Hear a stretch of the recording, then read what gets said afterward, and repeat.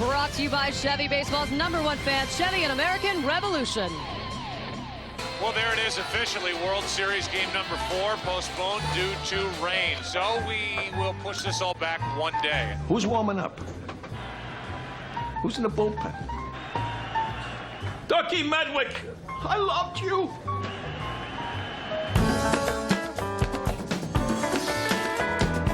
Into the groove, where we lose ourselves just to find who we are. Into the groove, come for the ride. Take the time, soak it up like a sponge. Don't be afraid of tonight. Everything is gonna be alright. Into the groove, come for the ride. Yeah, come for the ride. Yeah, come for the ride.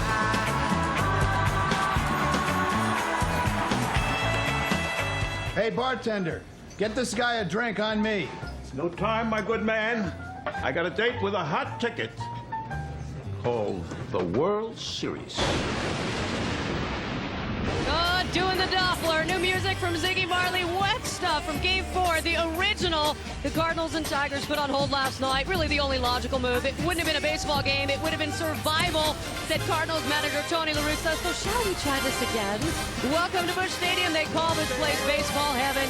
And boy, the heavens have opened up. Literally, a light drizzle has fallen on the St. Louis area on and off throughout the day. A threat of the wet stuff will be a permanent fixture throughout the evening. We are looking at a, well, let's just call it what it is, 100% chance of rain, 53 degrees. That's right, weather, a permanent fixture, like the permanence of friendship through wins and losses. Geez, which manager has the 2-1 lead? Still, it seems in so many ways the sky is falling, but not on the Cardinals as we welcome you to Game 4 of the World Series, a brilliant night. I am Jeannie Zalasko, Kevin Kennedy is here. Hey, wait a minute, Jeannie. Joe, she thought she could drop a curveball on us. We couldn't catch it. Happy birthday, Jeannie. Oh, thank you, sir. And for my birthday, nobody wears a raincoat. All right. The newest member of our pregame show, former big league catcher and manager of the year. I'm sorry, did that come out? Joe Girardi. Happy birthday, Jeannie, Thank and you, it's sir. great. I went out and bought a coat yesterday. We don't need it. No coats tonight, right? All right, the last time the Tigers rained out, they responded with 7 straight victories, but the layoff leading up to the World Series hasn't been helping. So what's this going to do? I think they need to get in the rhythm. I don't like the days off for these guys. They had a week off before the series started. Now rain out. The Tigers need to get in the flow and get in the rhythm of the game. Baseball players are used to playing every day. In 1996, we had a week off before we played the Atlanta Braves in the World Series, and we lost the first 2 games. I think Kevin's right. They want to play every day here the rest of the way out. Yeah, it's been evident by the fact the Tigers have committed as many errors in 3 games as they have scored runs. Verlander, a pickoff attempt in game 1 on Pujols, of all people, and then Brandon Inge throws one away. And actually 2 errors right here with obstruction to boot. Game 2, Todd Jones almost blew it. I mean, the winning run came to the plate in the 9th inning. They did win that game. And then the other night, Zumaya, a double play ball. It was only a 2-0 game at the time. That turned out to be a 4-0 game, and then the rest was history. Gurley throwing the ball away, Joe. It was ugly the other night. And also, they haven't done it offensively. Rodriguez, Polanco, and Granderson are 0 for 34, and you see what they did in the first 2 rounds. They were such a big part of that offense. And the one thing that the Tigers need to do is they have to find a way to get some base runners. I think they're going to have to try to work some walks, and you might see Jim Leland push the envelope a little bit, maybe bunt a little bit more, maybe some hit and runs just to try to create some runs. Yeah, the Cardinals pitching has been excellent. The command of Jeff Suppan and all the pitchers have been outstanding. Tougher at-bats by the Tigers is what's needed tonight, and they got to work the count a little bit better. Boy, Pudge feeling like he's owed forever, caught in a personal worst slump. This is the worst of his career. He's dealing with hip and back problems, according to his manager. Jimmy Leland fessed up to the injury last night. He has a little problem with his hip, and his back's been bothering him. And, you know, it's just little nagging things that happen to a lot of players this time of the year. I think if you're 7 for 12, they're easier to live through. If you're 0 for 12, they hurt a little more. Boy, and Joe, both of you guys can relate to the time logged behind the plate. I think his manager trying to take away some of the mental anguish. He said, quote, "There is a point where Pudge could carry a team. Not anymore. All we need him to do is contribute." Sounds harsh, but there's method to the madness. Well, I think he's helping him, trying to help him relax a little bit. He's caught over 2,200 games in his career, and this is the time of year that the legs go away on a catcher, and usually you don't contribute as much offensively. He's a great hitter, and you know, I had a friend, Paul O'Neill, great player all through his career, great player in the postseason. He used to talk about how he'd wake up and scream in the middle of the night when he wasn't hitting. Really? So I'm sure this is frustrating for him. Little psychological challenge by a manager, too. Managers do that sometimes through the press to get this guy going. La Russa did it with Pujols, and that night he hit a home run. Tony said, hey, he doesn't have the power because his legs hurt, and I think Pudge Rodriguez comes up big tonight. He came up a little while ago, and I saw the look in his eye saying hello to us just a few minutes ago. I'd asked for one thing for my birthday, no rain. There are a few drops right now. All right, let's talk about Scott Rowland, who used this World Series as his personal coming out party. He's admitted to a lot of mental distractions this postseason. That is it. He said there's nothing wrong with his swing. Do we believe him now? This is NLCS Game 7. The almost home run. Andy Chavez all over that, but it turned it around really for Rowland. Well, I had a chance to play with Scotty Rowland in 2003. He's as tough as a player I've ever met, and he tries to play through injuries. In the first 5 games, he was 1 for 14, and he was struggling, and I think Tony went with his gut and said he needs a day off. Since then, he's been 10 for 30 in his last 8 games.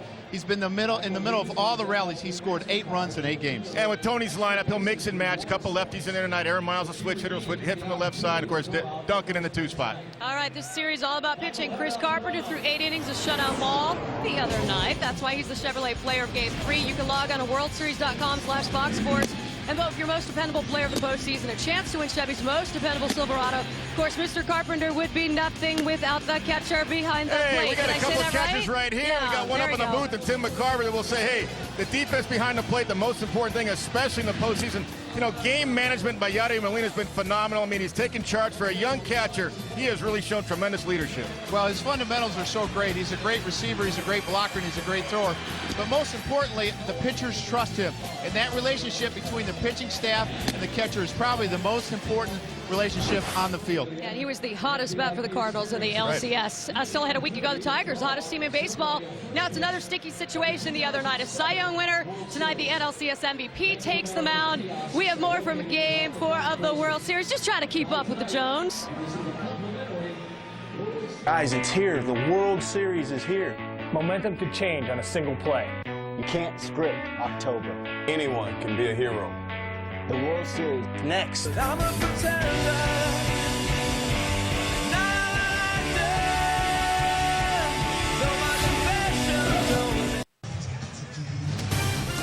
Welcome back to the Chevy pregame show on Fox. Oh, it may be soggy, but nothing can keep these fans from hustling through the gates.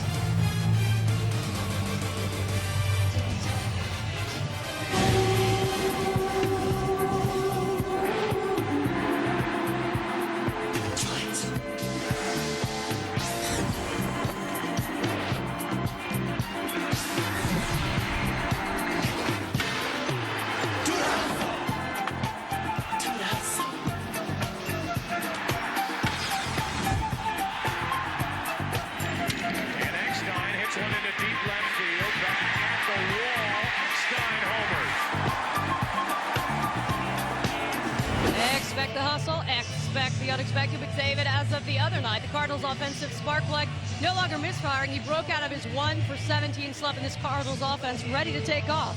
Well, I love the attitude that he brings to the park every day. He was on 3 times the other night, and the Cardinals scored 5 runs. He brings an attitude of toughness, and I'm going to get the most out of my ability, and then some. And I think that's why managers love this guy. He's a winner. And I know that the Tigers don't have a true leadoff man as far as a bona fide guy that works the count. But what David Eckstein does, he does work the count. Even if he makes it out, it's not hitting for a batting average. He'll draw a walk. He gets you 6 or 7 pitches. He puts a lot of pressure right away in the first inning on the opposing pitcher. Yeah, the postseason all about unlikely heroes. And this late into the postseason, it's almost impossible to make a roster change.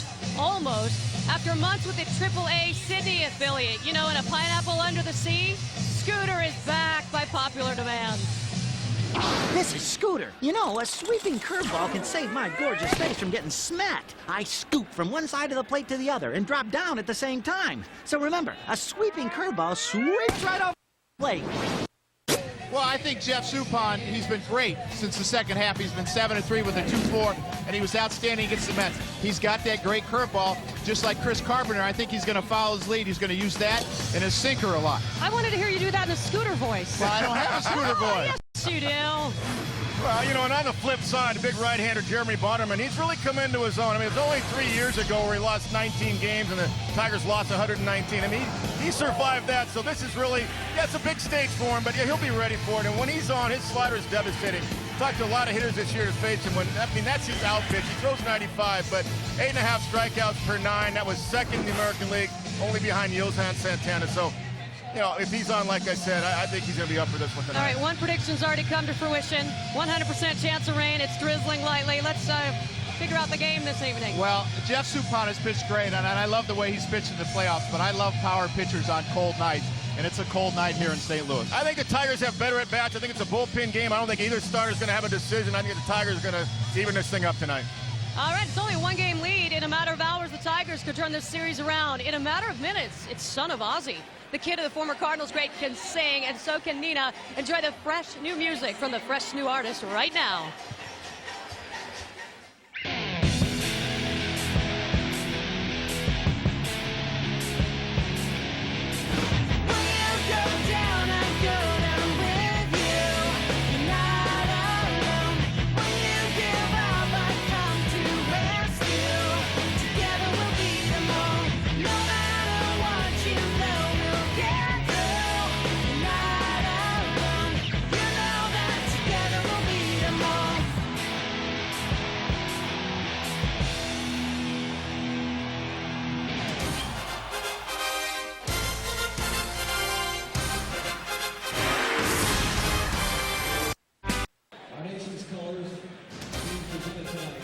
Welcome back to the World Series pregame show on Fox, brought to you by Chevy. Chevy Baseball's #1 fan and American Revolution. Next up, Cardinals public address announcer John Hewlett with more pageantry from Game 4 of the World Series. Please stand and remove your caps for our national anthem. Please welcome the son of Cardinals great Ozzie Smith and former American Idol contestant Nico Smith.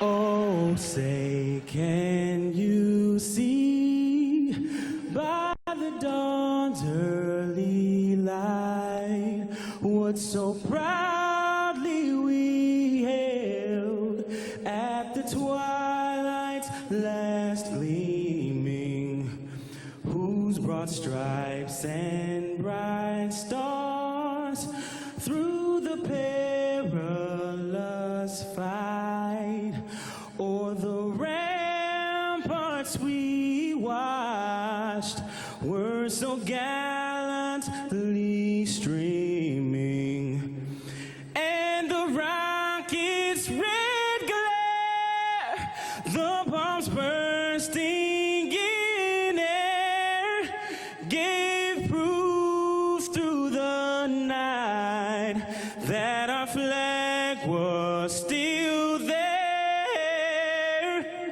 Oh, say, does that star-spangled banner yet wave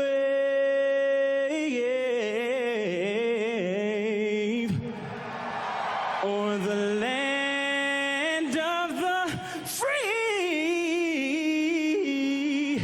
and the home of the brave?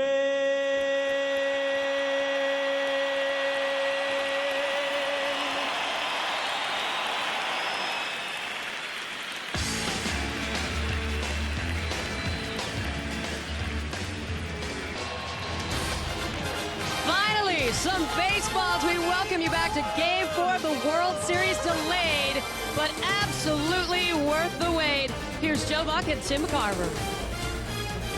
Thank you, Jeannie, and that's right. These fans had an extra day to wait to cheer, but here we go. It is game number 4 of the 2006 World Series.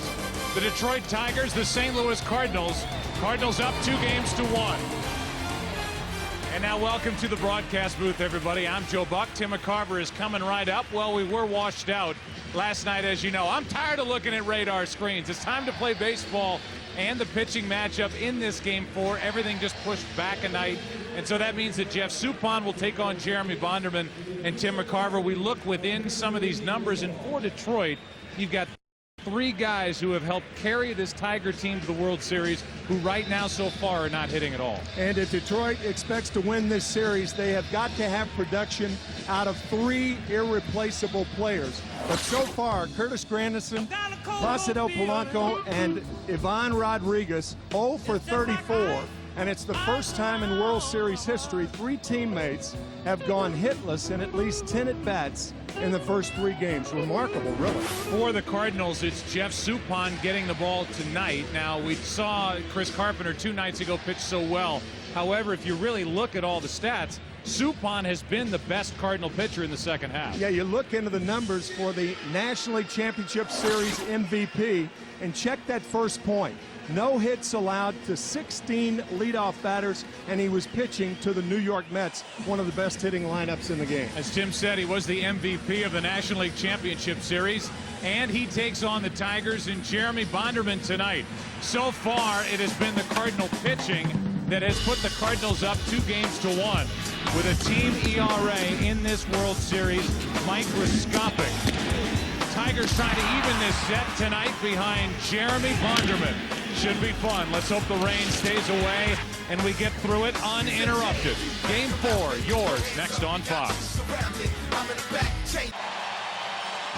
The World Series on Fox, sponsored by DirecTV. There's good TV, there's better TV, and then there's DirecTV. By new Gillette Fusion, the best shave ever in manual and battery power. By Pepsi, the official soft drink of Major League Baseball. And by Bank of America, the official bank of Major League Baseball. Let's look at the weather, shall we? Did I tell you enough about it last night? Was I dead wrong every time I opened my mouth? However, we continue to look at the forecast. A chance of rain on this 53-degree night. It's actually pretty pleasant in downtown St. Louis, and who knows about tomorrow. We'll worry about that on Friday. The starting lineup for the Tigers brought to you by Bank of America, and this is that new look to Jim Leyland's lineup. He's got Granderson at the top, Monroe in the number 2 spot, but then Guillen is sitting 3rd. Ordonez is still cleaning up. Casey is 5th. Ivan Rodriguez, Placido Polanco all the way down in the 7th spot. Inge and Jeremy Bonderman, the pitcher, he bats 9th. Jeff Suppan, the right-hander, the MVP of the NLCS, a 12-game winner during the regular season, had a lights-out second half, and it is carried over into the postseason with that ERA of 1.86. And now we look at the defense behind him. State Farm covers the field. I'll look at the Cardinal defense. Chris Duncan gets the start in right field. It's his first outfield start since Game 2 of the National League Championship Series. Preston Wilson across the way and left. And then a typical look on the infield with Aaron Miles getting his second start of this World Series. He is at second base. Right down the street, Anheuser-Busch in the 2006 World Series, brought to you by Budweiser Select, brewed longer for a bold taste that finishes clean. Expect everything. Curtis Granderson just getting some of the nerves out and making new friends down behind the Detroit batters on deck circle, and he is set to go and lead it off and try to do something about this Tigers team average of 185 during the World Series. Little soup call from the fans here in St. Louis, and ball 1. Granderson, Monroe, and Guillen. If anybody gets on, Ordonez. Played 3 games. The Tigers have scored 5 runs. A little floater caught by Eckstein. 1 out. Here are tonight's MasterCard keys to the game. A collective effort needed from the Detroit Tiger offense. And for the Cardinals, they're going to try to continue to force mistakes and capitalize. 5 errors for the Tigers and 5 runs scored by the Tigers. 3 of those errors, by the way, by their pitchers. Here's Monroe, who has homered. Did that in Game 2. but at the top of this lineup for Detroit, an .088 average. 3 out of 34 so far in this World Series.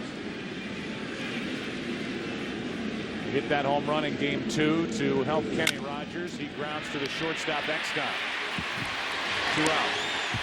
So Monroe, who homered at the end of Game 1, homered at the beginning of Game 2, is out number 2 here in game number 4. Only 2 homers that the Tigers have hit in the 3 games, both by Monroe.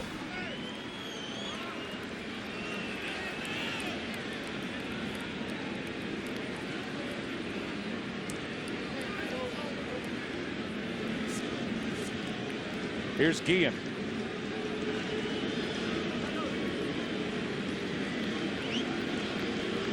Carlos Guillen is a .370 career postseason hitter, which is the highest among all active players that could be playing in today's game. But there are only 2 teams playing in this World Series, the Cardinals and the Tigers, and Suppan is working on a quick first inning. Guillen moved into the 3-hole by Jim Leland. Jim saying that had the Tigers hit over the first 3 games, Guillen's best spot is the number 5 hole, but they're not hitting. Inside corner 0-2. 6 pitches, that's it so far in the first inning for Suppan, and he's got good movement. Nice tail to that fastball, and the count's 0-2.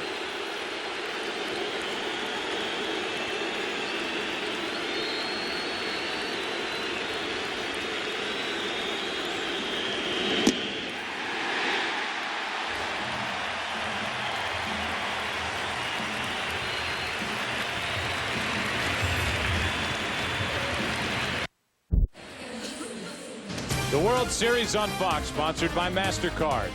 By State Farm, great service, great rates. Nobody takes care of you like State Farm. By the new 2007 Lincoln MKZ. And by Taco Bell, official fan of Major League Baseball. Here's the lineup for the Cardinals, brought to you by Bank of America. Eckstein leads off. Duncan is batting the number 2 spot. Then Albert Pujols, Jim Edmonds cleaning up against the right-hander, Roland, Preston Wilson, Yadier Molina, Aaron Miles, and Jeff Suppan pitching and batting 9th. These are 2 teams that are hitting under 200 during this World Series. Jeremy Bonderman won 14 games during the regular season, and here's the scouting report on this very good young right-hander. Young 23-year-old right-hander, 94 miles per hour with a heavy fastball.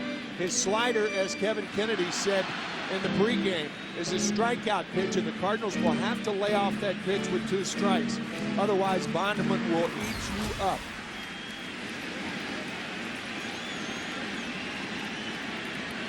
Bottom of the first inning, no score, and a fastball pumped in there at 95 miles per hour. Strike 1 on Eckstein. Eckstein was hitless in this World Series until Game 3. He had 2 hits. And that last point on your scouting report, too strong. His fastball looks awfully strong. It counts 0-2. Yeah, he's answered that. As you said, 12 days since his last start. Defensive swing by Eckstein just to stay up there. Cardinals hitting 196 as a group in this World Series, and the Tigers 185. So pitching has dominated.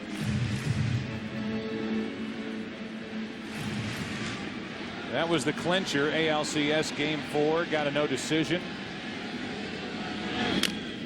Those were his numbers against the A's after pitching against the Yankees in the division series. 8 1/3 innings, 2 runs on 5 hits.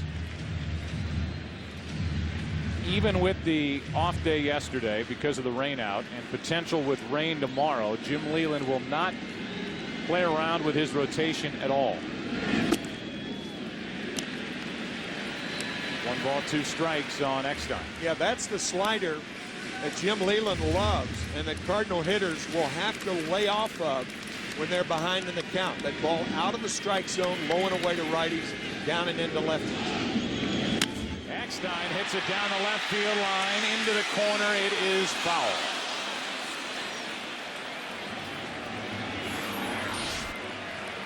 That ball down and in, pulled foul by a man that had only 2 home runs during the regular season.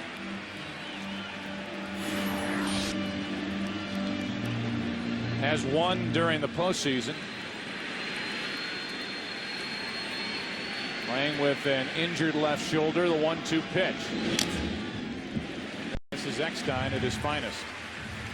Count went to 0-2, and now he is making Bonderman work for this first out.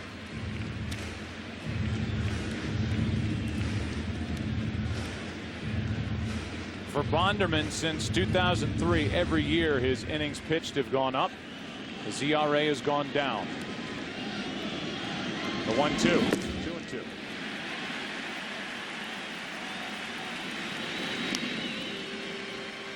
Here are the numbers for Bonderman since 2003, and you see 214 innings pitched during the 2006 season, and his ERA has been steadily going down, down, down as Eckstein chunks it over to third. Tough play for Inge. Base hit. That was a slider. The 2-2 slider, check swing. Eckstein puts it in play. Fine play by Brandon Inge, but no way to get the speedy Eckstein. And a good play, Tim, a good play by Casey on the other end to come off the bag and save the throw from Inge, which was headed down the line.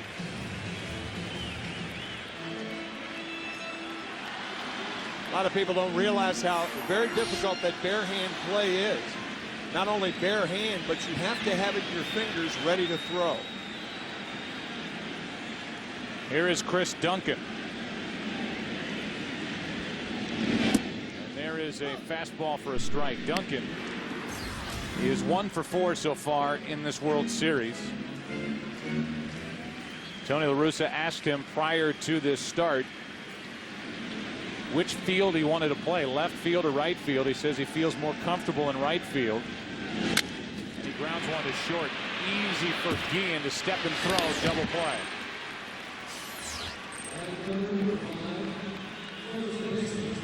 You know that Carlos Guillen is playing short. State Farm covers the field. A look at the rest of the Tigers defensively. It's Monroe in left, Granderson in center, and Maglio Ordonez in right. Inge at third, Guillen, Polanco, Casey. Ivan Rodriguez battling a sore hip, catching Bonderman. You saw that note at the top. Maybe you did, maybe you didn't. 5 errors in this World Series, 3 by pitchers for the Tigers. Here's Pujols. Good pitch from Bonderman, strike 1. Sometimes key plays come early in the game as Pujols whiffs that slider. But how important was that double play early? Double play in front of Albert Pujols. What is nasty sliders. Woo. He has fooled Pujols, and he's missed as badly as he's missed all postseason. Oh. 2 out, nobody on. Bonderman trying to pitch around that leadoff infield single, and he deals a fastball for strike 3. 96 miles per hour, and it jumped after 1 here in Game 4. Tigers and Cardinals, no score. An assortment of pitches for Jeff Suppan. Fastball, cutter, curve, and changeup. He is pitching with a world of confidence coming off those 2 fabulous starts against the Mets in the NLCS. And he starts this second inning by facing Maglio Ordonez, who takes a strike over the outside corner. It will be Ordonez, Sean Casey, and Ivan Rodriguez against Suppan, who had a 7-pitch first inning. 0-2. When the Cardinals picked up Jeff Suppan, he was a 29-year-old right-hander who was known as more of an innings guy. He changed organizations 5 times, and he has developed into one of the few big game pitchers that you'll run across on any roster.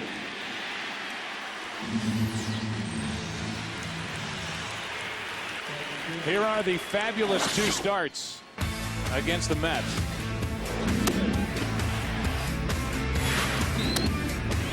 15 innings, and a 0.6 ERA.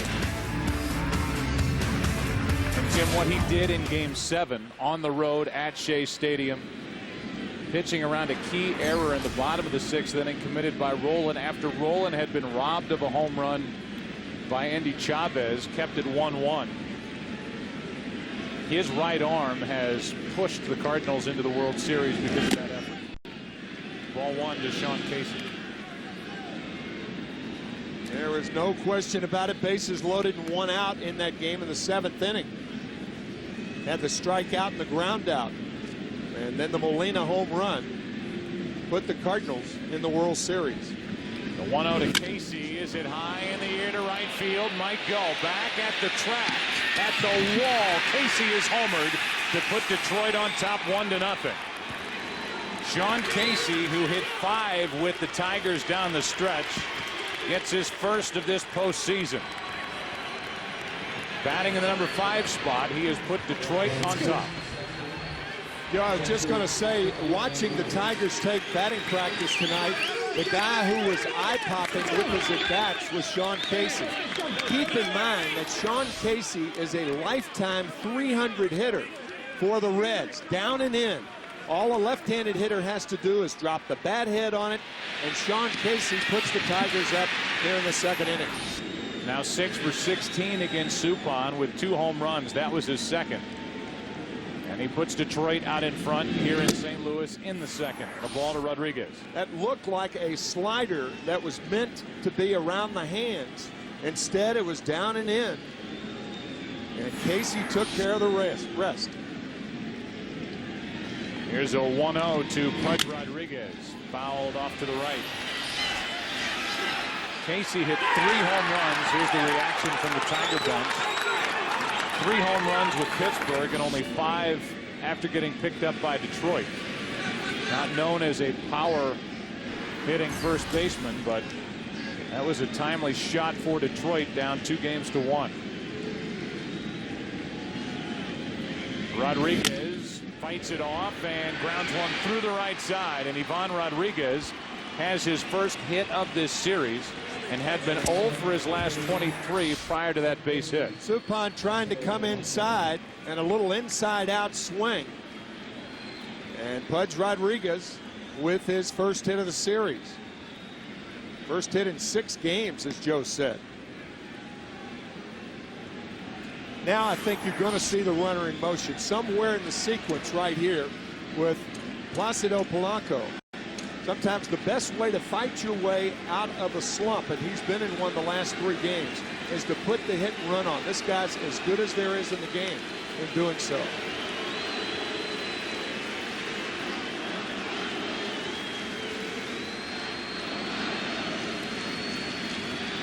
Polanco hitless in this series. The MVP of the ALCS. And a check on Rodriguez. You know that La Russa is thinking along those same lines with his buddy Leland in the other dugout. Yep. Good contact hitter at the plate. A struggling contact hitter at the plate. Try to get something going on the bases with a hit and run. In for a strike from Suppan.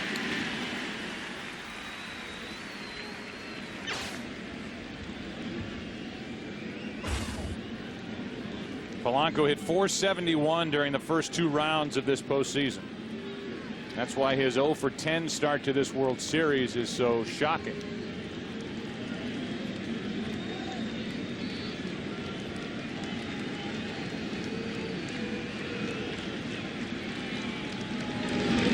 Polanco pops one into center. Edmonds is back to get it. Ivan Rodriguez is tagging and trying to get to second. He will make it as he took second base on Jim Edmonds. Good base running by Rodriguez. He pushed it, and he's in scoring position with 2 out. Rodriguez went halfway, and then he saw Edmonds drifting back, catching the ball on his back foot. Jim surprised that Rodriguez would try it. Excellent base running by Pudge Rodriguez. Boy, that is a terrific play by Rodriguez. Not many guys would do that. Watch him go halfway. He sees Edmonds going back, catches it, going away from the infield. Good play. Cardinals just appealed to see if Rodriguez left too soon. The first base umpire, John Hirschbeck, said he didn't, so now it's Inge. The Cardinals will walk Brandon Inge and pitch to Bonderman, who is 0 for 19 in his career swinging the bat. So how important was that for Rodriguez to go to second base, forcing La Russa to walk Inge and get Bonderman up there, who's 0 for 19 in his career? That is a key play by Rodriguez that sets up the third inning, at the very least. So the intentional pass, and Bonderman will walk in, hitless in his career, with 12 strikeouts in his 19 outs. That's Jim Edmonds talking to Chris Duncan, the young right fielder, saying, hey, you got to tell me that he's going. Yep, inexperience on Duncan's part, but there's no way for a center fielder to know that, because he's busy zeroing in on the ball. Bonderman takes a pretty good hack. We were watching him during batting practice, and for a guy who's 0 for 19 with the 12 strikeouts, you think, well, he doesn't swing the bat well at all, and that's not the case.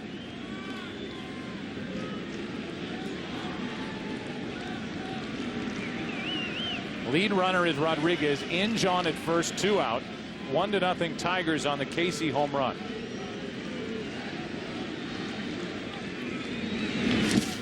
Bonderman fooled on the pitch. It's 0-2. Good breaking ball from Suppan. Jeremy may see that pitch again.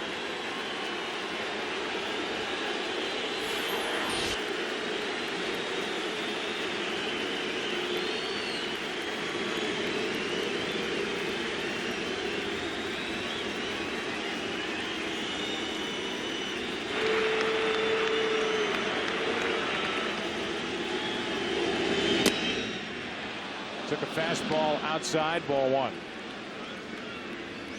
Cardinals in their half of this second. We'll have Edmonds, Rowland, and Wilson.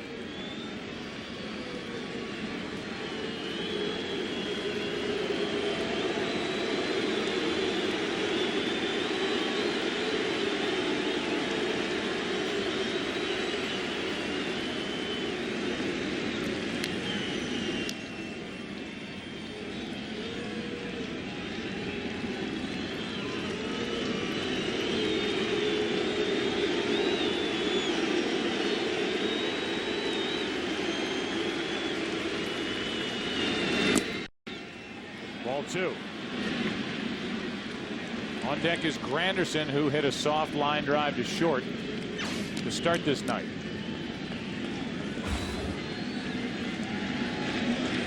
Suppan trying to ring up his 3rd strikeout of the night. Strand a couple.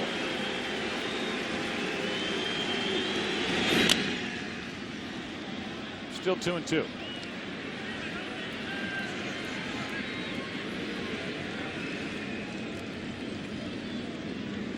Tony La Russa, who we just showed you, has named his starter for tomorrow because of the rainout last night. He is going to skip Anthony Reyes, who was the winner in Game 1, and go to the loser from Game 2, Jeff Weaver, against Verlander. Here's a 2-2. Bonderman just got a piece, did a good job to do that.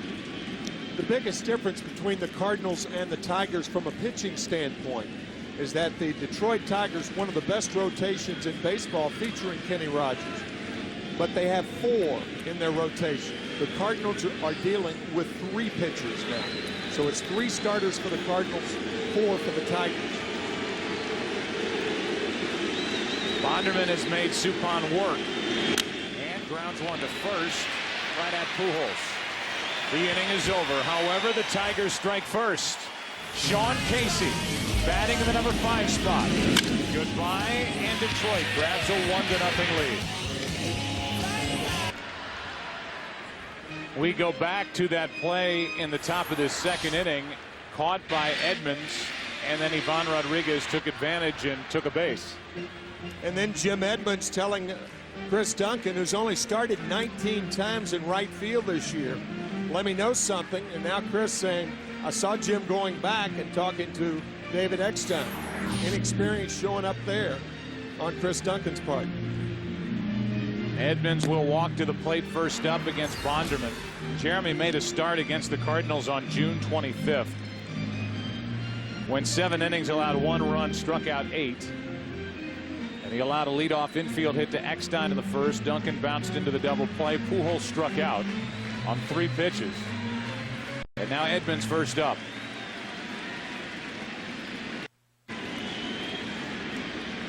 Edmonds, who played in only 4 games during the final 6 weeks of the season, has answered the bell every game in the postseason for the Cardinals. Tony La Russa did not know what to count on from his center fielder, the 8-time Gold Glove Award winner, and he's been there every day now. And he goes after the first pitch and fouls it, strike 1. First pitch has been so crucial for Edmonds in this postseason. When the count has started 1-0, he's hit 400. Make it 500. When it started 0-1, Edmonds has hit 240. The count is 0-1 with Rolen on deck. That's why you hear pitching coaches say, get ahead of the hitter and try to get the first out in the inning. Get the leading lady. 1 ball, 1 strike. That was an expression of Joe Becker, who was a pitching coach back for Leo DeRocher for the Cardinals for 1 year. Let's get the leading lady, guys. Every time you left the dugout, get the leading lady. Never got old, I bet. No. Didn't. The 1-1. Edmonds, good rip, fouled it back. Strike 2. Edmonds so far in this World Series 4 out of 9, and he had the key hit in Game 3 with the bases loaded and 1 out against the lefty Nate Robertson. Put the Cardinals on top 2-0, and at that point, the way Carpenter was pitching, as Jim Leland said, they could have been hitting for 2 more hours and not scored any runs on Carpenter. That slashed foul.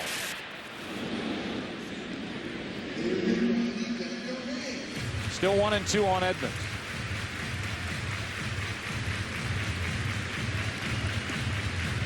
Bonderman very impressive in the early going after that 12-day layoff. Once again, that slider down and into left-handers, low and away to right-handers. His favorite pitch when he's ahead in the count. He's ahead in the count right here.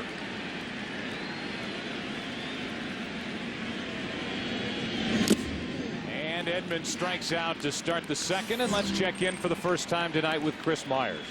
Hey, Joe, from down on the field here, the weather report so far so good. No rain expected until about midnight local time. The field in excellent condition according to the players after batting practice. The left field spot a little damp because of the tarp where the grass meets the warning track. And all the outfielders are wearing metal cleats tonight for better grip. Maglio Ordonez switched from the preferred rubber cleats to the metal. Curtis Granderson said we'll play fly balls that land in front of us cautiously because the surface in the outfield grass is slick. Speaking of slick, let's go back up to Joe and Tim. Thank you, Chris. 1 ball, no strikes now on Scott Rolen. A lot of talk during the NLCS about the relationship between Scott Rolen and Tony La Russa. There is no talk about it anymore because the Cardinals got through the Mets, and here they are in the World Series leading 2-1, and he has had, Rolen has, an 8-game hitting streak. He's hit in every game since La Russa benched him in Game 2 against the Mets.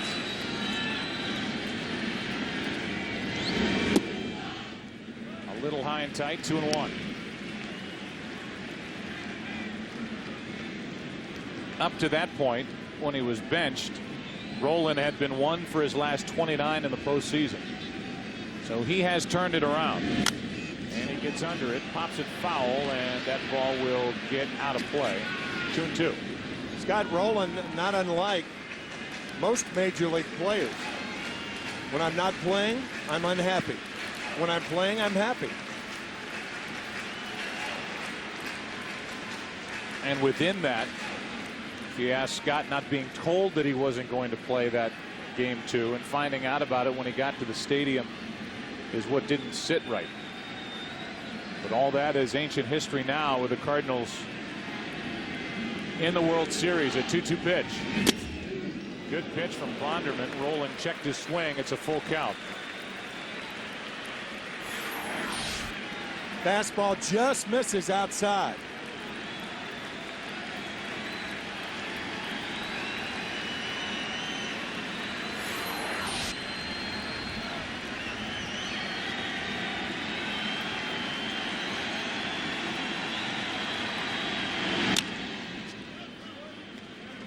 Still a full count with Preston Wilson next. Rolen part of that combination who with Jim Edmonds combined to go 1 for 30 in the World Series against the Red Sox in '04 without an RBI. Including Edmonds' strikeout in this game. They are a combined 9 for 23 with 5 RBIs. Helping to support Pujols and the rest of this lineup. Against the Tigers, 3-2 pitch is grounded foul again.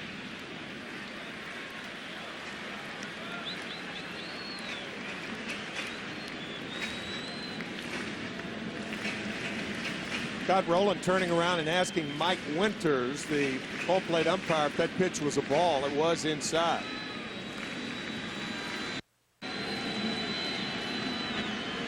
Another 3-2, another foul ball.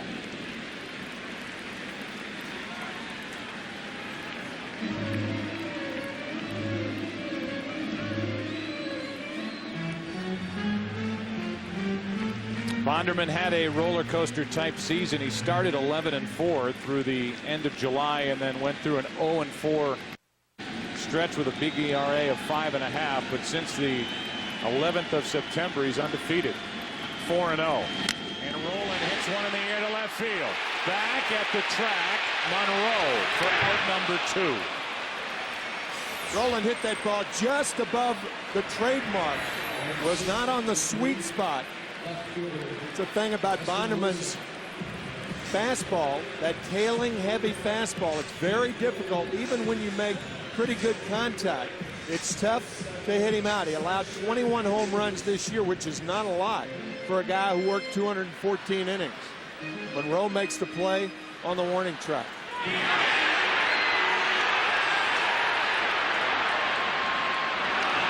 False alarm. Now Preston Wilson with 2 out. Takes high ball 1. Preston had to wait 1,083 major league games before he finally got to the postseason. This World Series 1 for 7 in the postseason, 6 for 32. With just 1 RBI. 1-0 pitch. That caught a piece of Rodriguez for the 2nd game in a row. It was his right thigh in game 3, and that ball looked like it hit him on the right foot. Nope, hit him in the thigh again. Area is already bruised from that shot he took in game 3.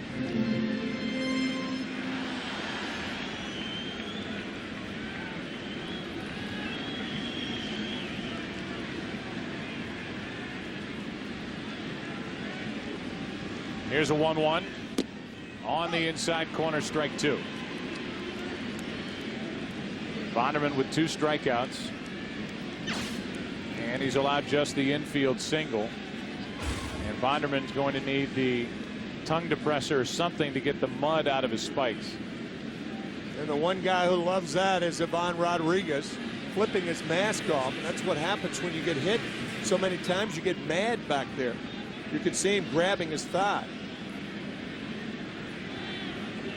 The last swing by Scott Rolen. Mark Mulder is wearing a microphone for us in the dugout. Had this to say as that ball fell short and left. Scotty hates it if you go, hey, good swing. It was a good swing, I would have hit a homer. And so true with Rolen, who is a very smart and funny guy, and he just missed it. A guy who had 2 surgeries on his left shoulder last year. They told him it'd be a full year before he felt 100% healthy. Got off to a great start. And tapered off down the stretch. This crowd is getting restless while Bonderman takes his time getting the mud out. Before the game, Lou Brock, part of that '68 World Series between the Cardinals and the Tigers, throughout the first pitch. What a player. 1-2 pitch. Wilson gets a piece. It was Lou Brock's criticism of not sliding in Game 5 in 1968, 37 years ago.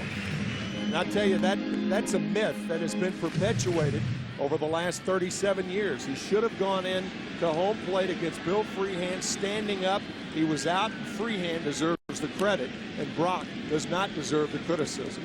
The 1-2 pitch. Outside, 2-2. On deck is Yadier Molina.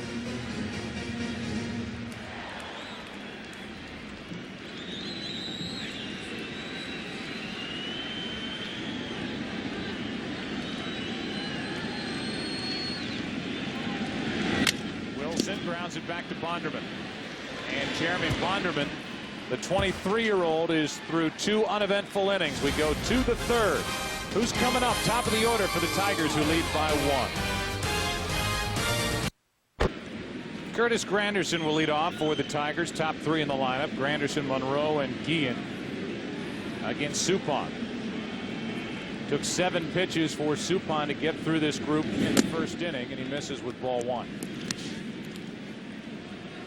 Jeff Suppan, a real likable 31-year-old from California, free agent to be. Certainly should cash in wherever he goes after this postseason and what he did for a little against the Padres, certainly against the Mets, and then whatever happens in this World Series against Detroit. Cardinals would love to be able to bring him back. I think they will. Here's a 2-0. Granderson rips it into right field. Over in the corner is Duncan. Granderson's got at least 2. Duncan plays it well out of the corner, and it's a leadoff double for Curtis Granderson. We talked about it in the opening that the Tigers had to get Ivan Rodriguez, Curtis Granderson, and Placido Polanco going if they expect to beat the Cardinals. Well, 2 out of 3 ain't bad. First Rodriguez and now Granderson.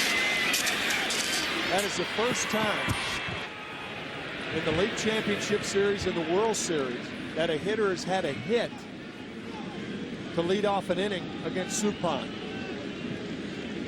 Here's Monroe, who grounded out to short his first time. Craig homered in the first 2 games. Game 3 was 0 for 4, and he's 0 for 1 tonight. Changeup misses low. That's ball 1.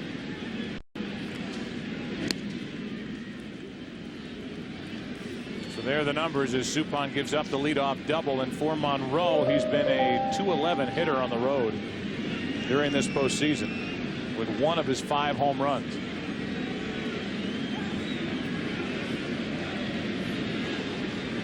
Tigers lead 1-0 and trying to do something with this leadoff double. 2-0. That's the thing, when you get your leadoff runner on, it builds the inning towards scoring runs cheaply. You can't score a run with 2 outs on a ground out, but you can with 1 out if the runner's at third base.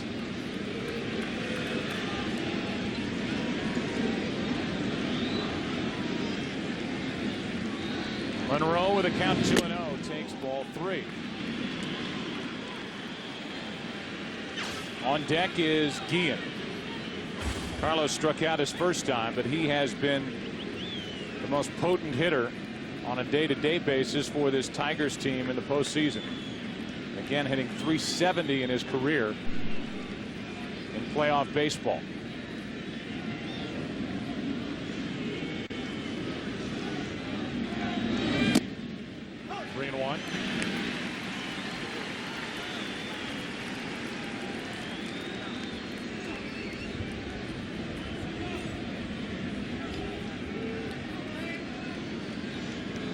Tigers with 3 hits in 2+ innings.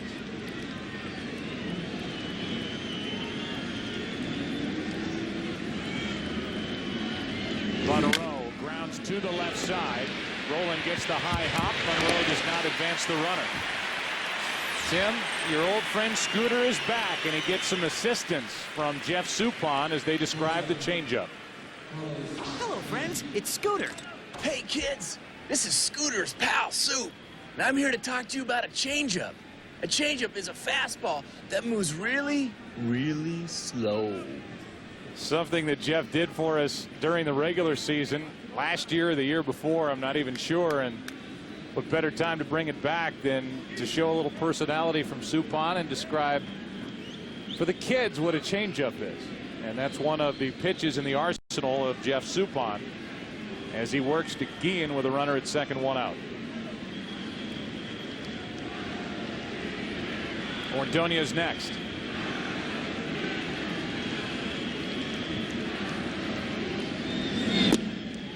Low, ball one.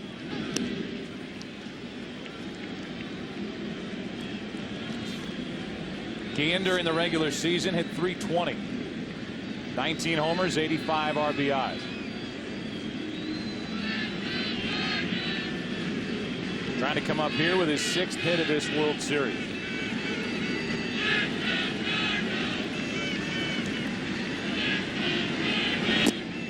Down and in, 2-0.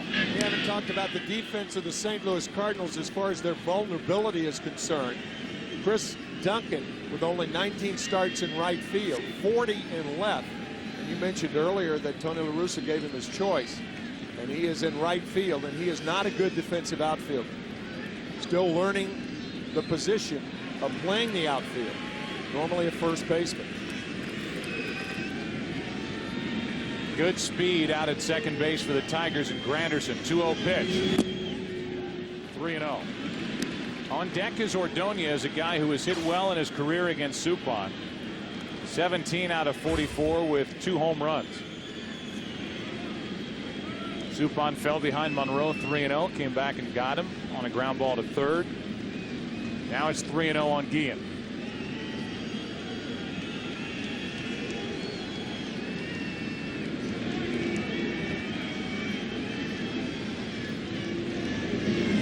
Guillen went after it on 3-0. It's 3-1. Went after it. It was a little bit high. You want to make that pitch be your pitch. That was not Guillen's pitch, and he fouls it back.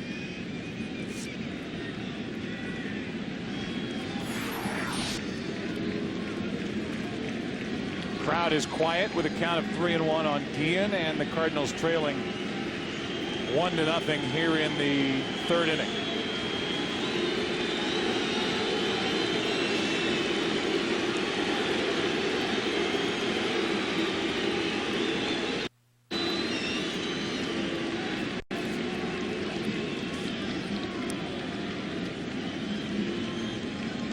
That's going to leave a mess.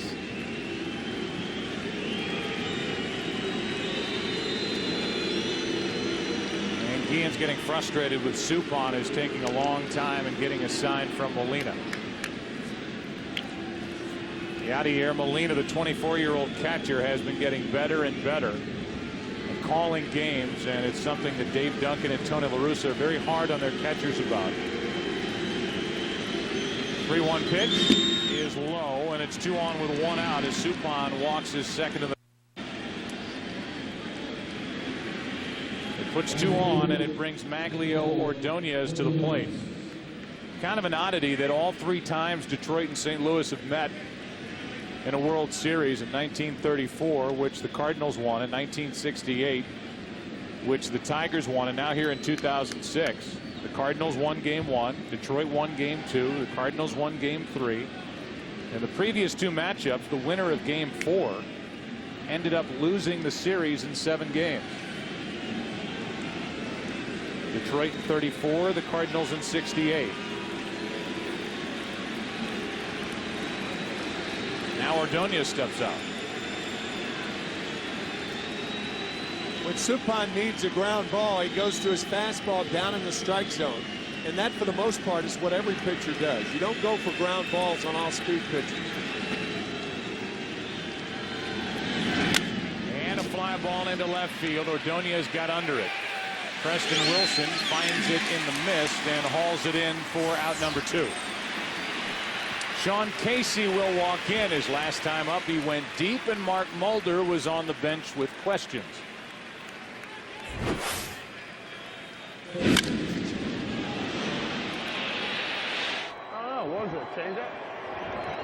that changeup? It looked like he was out in front of it. Because it was down and in. The pitch was supposed to be right there. It ended up down there.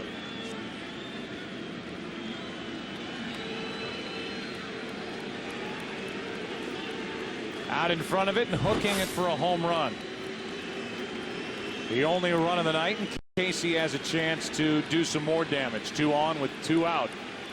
On the other hand, Suppan is 1 out away from pitching around a leadoff double. And Casey with a base hit into right field. That will add to the lead. Granderson will dig around third. They're going to bring Guillen around and now stop him late. And it's 2-0 Detroit. Casey with both RBIs tonight.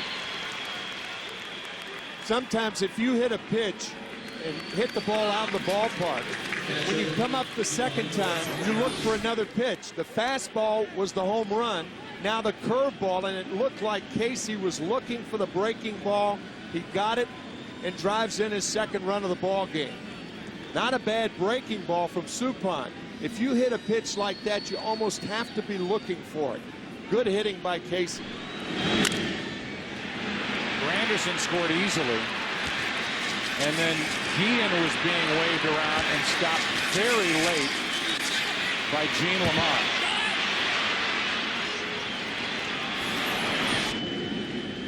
Now Ivan Rodriguez, first and third, 2 out, a chance for more.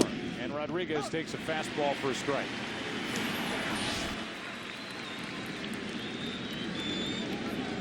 The reaction from Tony La Russa, a shake of the head on that base hit, and it was just a base hit by Casey despite it being down the right field line. He stopped it first.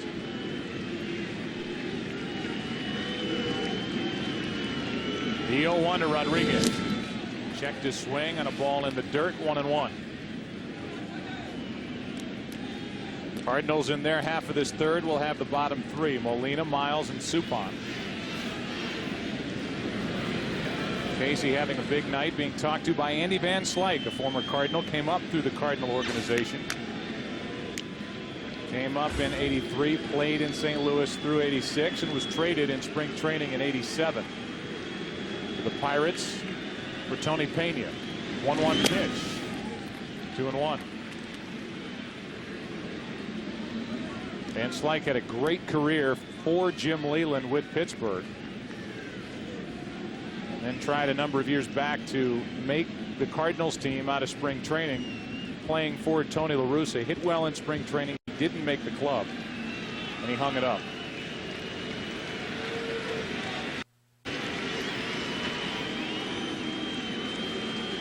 Here's a 2-1 pitch. Rodriguez, another base hit. It's 3-0 Detroit. Ivan Rodriguez goes the other way for the second time tonight. And the Tigers lead 3-0 here in the third inning.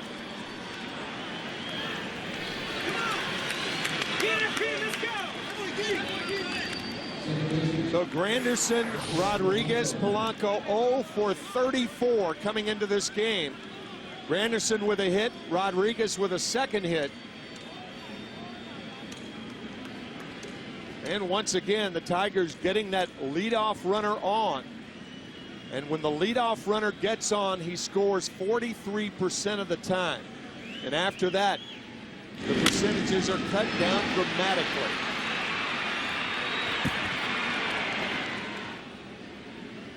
So Ivan Rodriguez took advantage of that pitch that stayed up.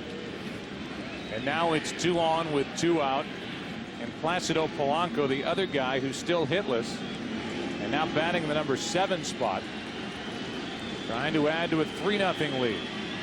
Lead runner is Casey, who does not run well, strike 1. So it's the same pieces to the lineup, just in a different order. And Polanco batting 7th. That caught a piece of Molina on its way back to the screen. Polanco's 0 for 1, but the other guys, Casey in the number 5 spot is 2 for 2 with a homer and an RBI single. And Guillen with a walk and run scored, batting 3rd.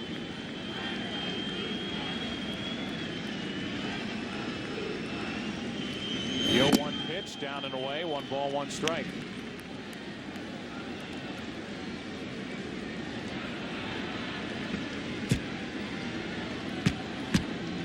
coming in their careers against Suppan, Ordonez, Casey, Rodriguez, and Inge. A .393 average with 3 home runs entering tonight. Tonight, 4 for 6 with a home run and 3 RBIs. Now a 1-1. Polanco takes a breaking ball low. So this has been a struggle for Jeff Suppan.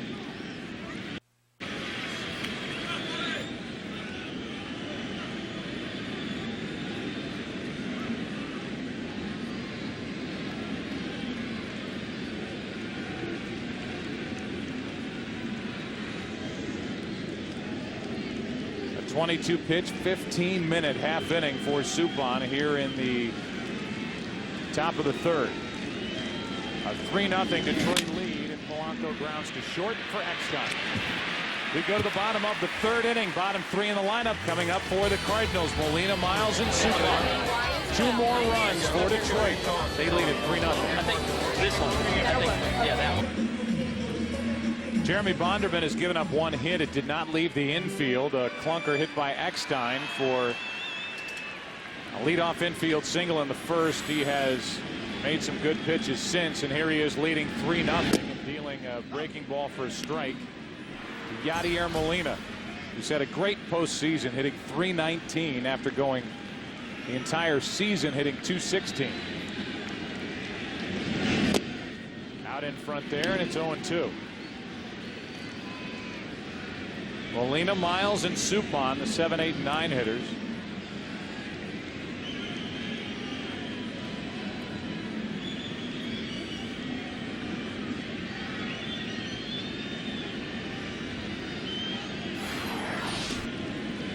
Tell you, no right-hander in baseball is going to hit that pitch. No bat's long enough. Here's an 0-2 from Bonderman. Molina grounds to third. Inge backs up on it and now shows off his arm. 1 out. Half past the hour, 8:30 here in the Central Time Zone, and we give you a game summary brought to you by Verizon Wireless. Sean Casey, his first career postseason home run. He wasn't finished. He got a 2-out RBI base hit his next time up, which led to another run. Ivan Rodriguez 2 for 2 tonight. And again, that note that the Game 4 winner in the previous 2 World Series meetings between these 2 clubs has gone on to lose. A little flare for a hit. Nice job by Granderson to block it and keep it in front of him. And Miles is on with a 1-out single here in the third inning. Watch Granderson play it on the short hop, and that ball gotten by him. Probably a double for Miles, but Curtis keeps the ball in front of him. Sometimes a center fielder just can't read those line drives. You think you have a chance. It gets down quicker than you think it does, but he kept it in front of him, holding Miles to a single. Now Suppan, a career .195 hitter, has a home run this postseason. Got Traxel back in the NLCS. You figure a spot to bunt, and Bonderman steps off.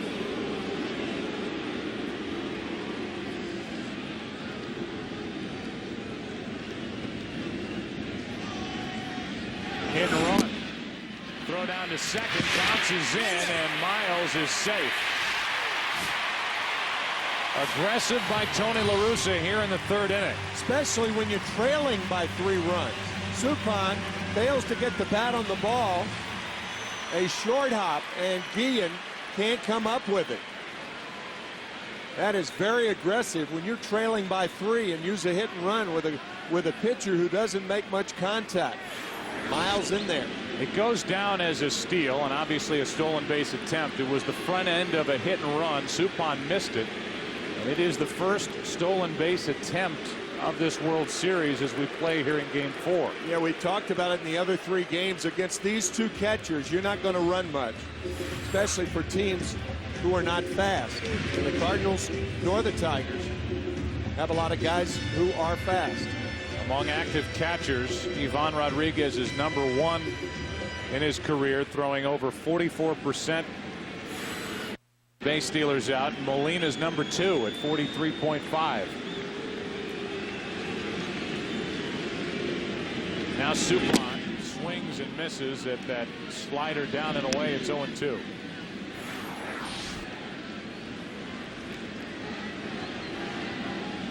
don't think he came too close to that one. No, you're not going to miss a ball by any more than that. And have the catcher catch it.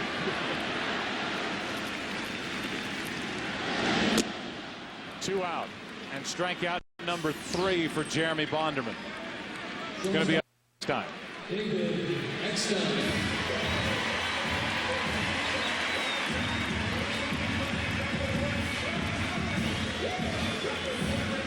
Best thing Suppan did in that at bat was swing and miss on that first pitch to allow Miles to steal second, and now Eckstein has the RBI chance.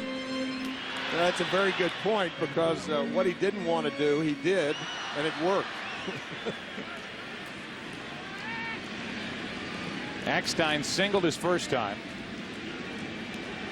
Has just 2 RBIs for this postseason. Nice play by Rodriguez. Ball 1.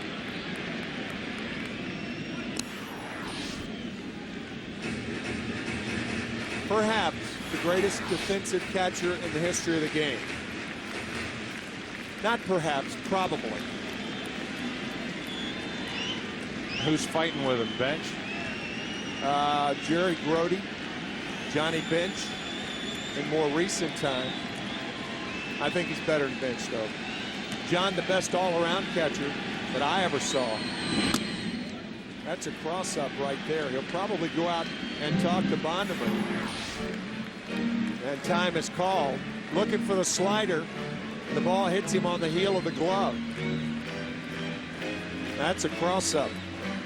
Looking for the local, you get the express.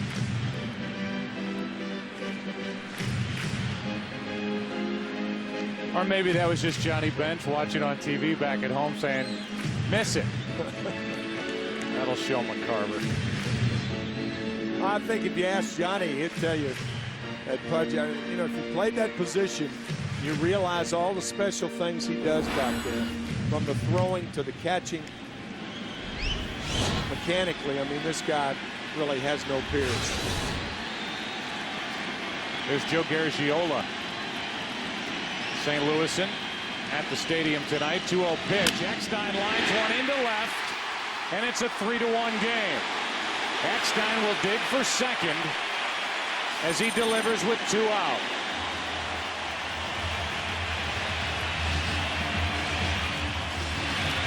That was a pretty good pitch from Bonderman. In fact, Eckstein went down to get it. Right in here.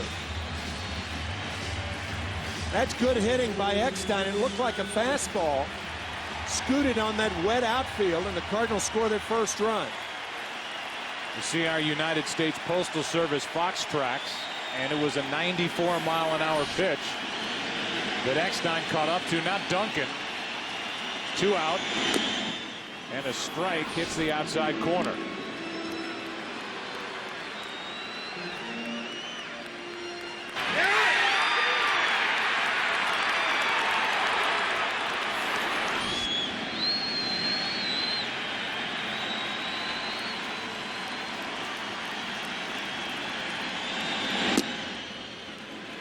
One ball, one strike.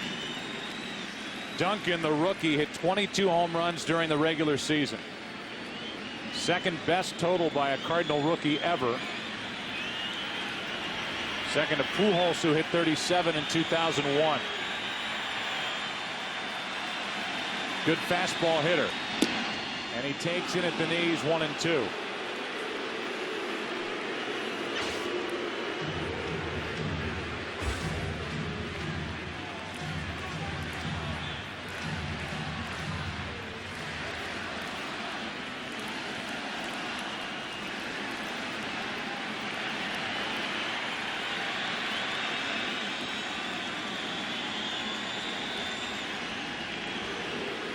And now Rodriguez wants to go talk.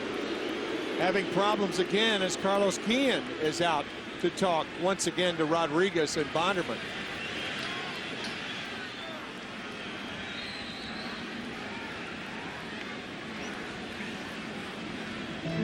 So Bonderman, even though he's given up just 1 run on 3 hits, hasn't had any quick and easy innings either. A career high 214 innings pitched during the regular season. Thrown 47. This is number 48. And it's high to Duncan, 2-2. One thing that the Cardinal hitters can look for off Jeremy is that most every pitch is the same speed. 94-mile-an-hour fastball, 91-mile-an-hour slider. Does not have a real good off-speed pitch.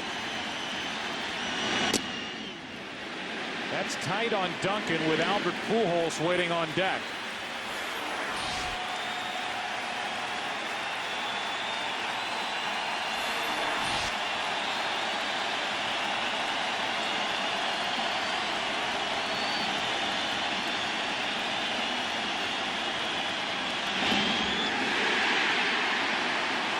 Duncan works the walk to give Albert Pujols a chance here in the third inning.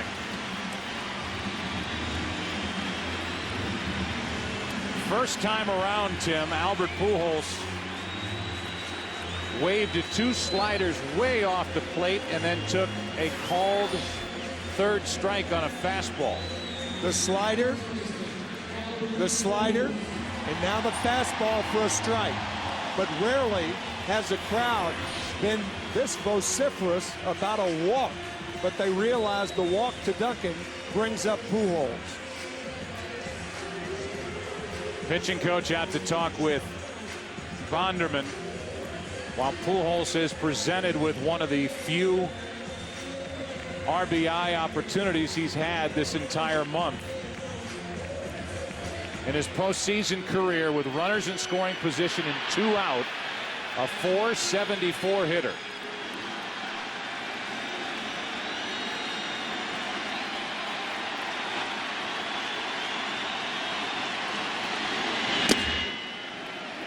Ball 1.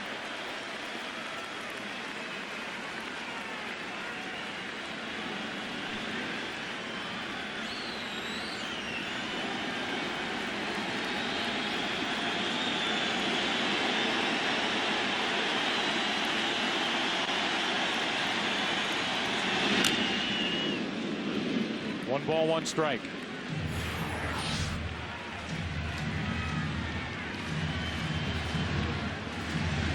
Pujols has seen 4 strikes and has not had a good read yet.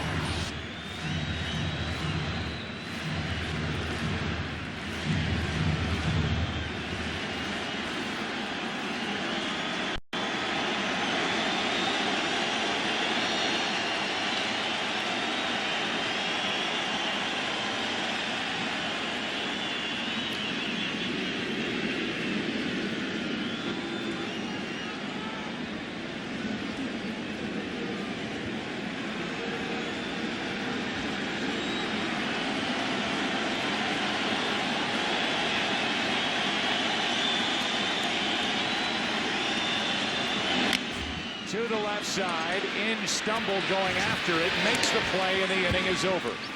A big out picked up by Bonderman getting Pujols. The Cardinals are on the board on an RBI double by Eckstein. 3-1 Detroit. The World Series on Fox, sponsored by the movie Aragon. Stay tuned for a sneak preview later in the game. By the United States Postal Service, now the post office comes to you with free package pickup. And by Chevy, baseball's #1 fan. Chevy, an American revolution. 4th inning now, and for the Tigers, 8-9-1. This isn't your typical number 8 hitter. Brandon Inge flies one into center. The guy who hit 27 home runs during the regular season is out number 1 here in the 4th. And we go down to Ken Rosenthal. Ken. Guys, from what we've seen tonight, the Tigers' offense is starting to look more like it did in the ALCS. Manager Jim Leyland told us yesterday he wanted to see his hitters turn on more pitches, pull more balls. We've seen that twice tonight from Sean Casey on the home run and the RBI single, also from Curtis Granderson. And for all the talk about the Tigers' lack of plate discipline, first base coach Andy Van Slyke told me yesterday that he actually wanted to see the hitters be more aggressive. Van Slyke likens the Tigers' attack to an NFL offense in a 2-minute drill with no timeouts. Quick strikes, quick results. Guys? All right, Ken, thank you. Yeah, that's been the talk. Where has all the patience gone at the plate that the Tigers displayed in the first 2 rounds? They've gone up there ready to hack. Coming into this game, they have a 185 team average in this World Series.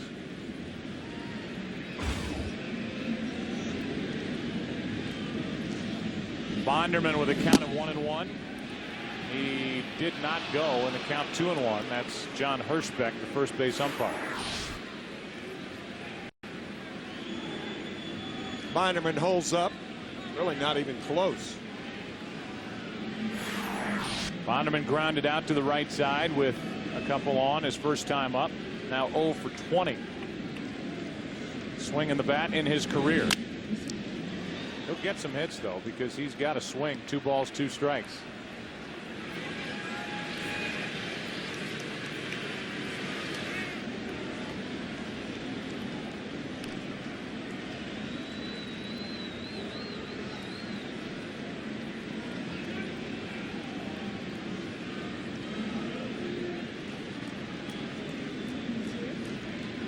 On 2-2 with 1 out. A late swing and a miss by Bonderman. Strikeout number 3 for Suppan. 2 out in the 4th.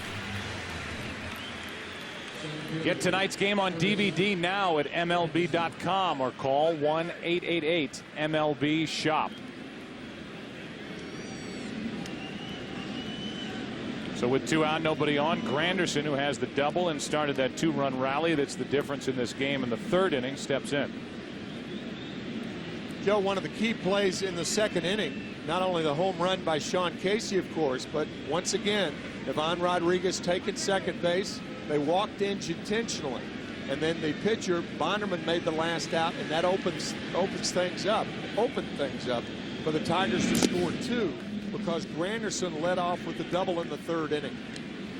Ball 1 skips in there from Suppan.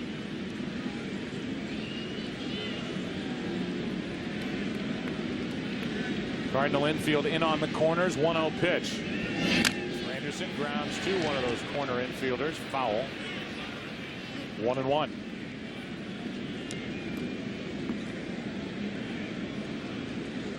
Curtis, who is making just over $300,000 this season to play for Detroit and put together that .260 average, 19 homers, 68 RBIs. His World Series share will be in that same neighborhood. Yeah, he'll double his income if the Tigers come back and win this World Series. 1 ball, 1 strike, 2 out, nobody on. Suppan misses down and in.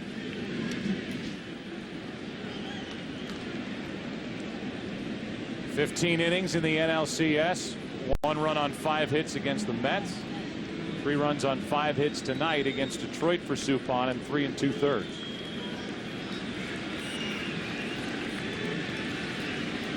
Cardinals will have Edmonds, Rowland, and Wilson in their half of this inning. Granderson fouls another. 2-2.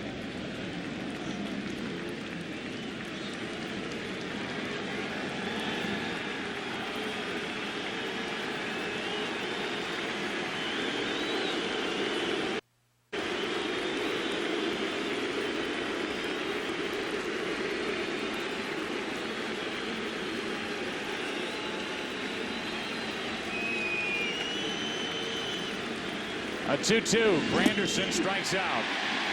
Back-to-back strikeouts for Suppan. Bottom of the 4th inning in St. Louis. Cardinals come to bat, trailing Detroit by 2.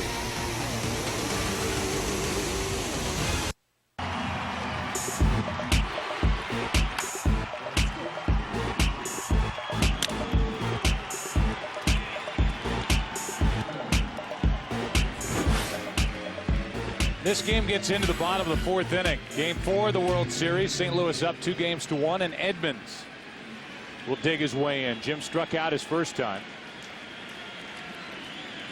3-1. Detroit out in front tonight. Rowland and Wilson will follow against Bonderman. And ball 1. Remember, Edmonds is a .500 hitter this postseason when the count starts 1-0.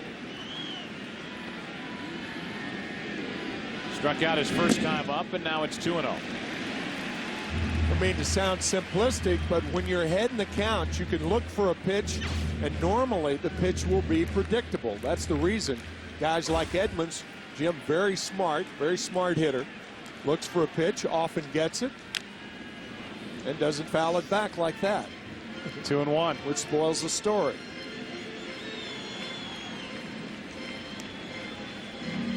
Edmonds is atypical of left-handed hitters in that he loves the ball up. There's a spot where you can get him out where it's way up and he'll go after it, but up around the letters, that's when he will launch. Grounds one to the right side for Polanco.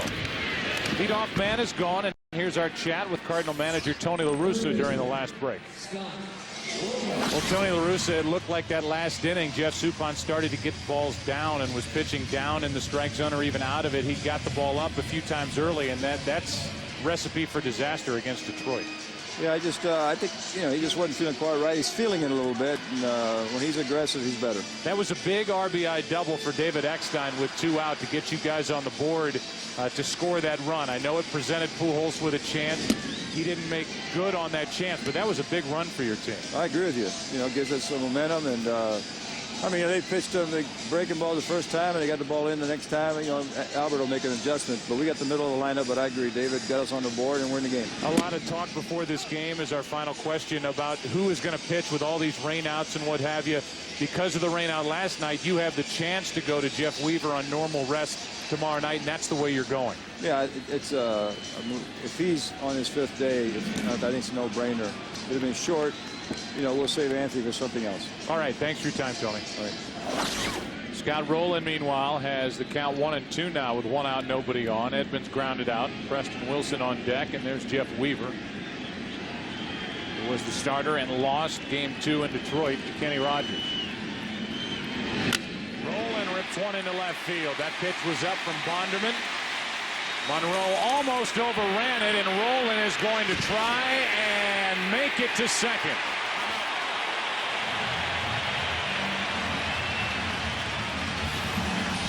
One of the National League's best base runners, a hanging slider. And Craig Monroe misplayed that ball. Had he not, Rowland has no chance of making a double. Excellent base running by Rowland. Watch the ball come back on Monroe. He had to pivot, and now the throw is late to try to get Rowland. But Rowland running hard right out of the box. That's good base running. Now it's Preston Wilson. Strike 1. Rowland has not swung the bat like this since August for the Cardinals. He stumbled down the stretch in September. The left shoulder was bothering him. It was so much so during the division series that he made mention of it to Tony La Russa. He had a cortisone injection prior to the NLCS. Here's Wilson grounding to second right at Polanco. 2 out. I'll tell you, the Scott Rowland, it was the story of 2 sliders. You may remember the next to last pitch to get the count to 2 strikes. And now the 1-2 pitch, a hanger on which he doubled. Rowland's now at third, and Yadier Molina will try to drive him home. Molina with 7 RBIs during the postseason, 3 out of 12 with no RBIs during the World Series.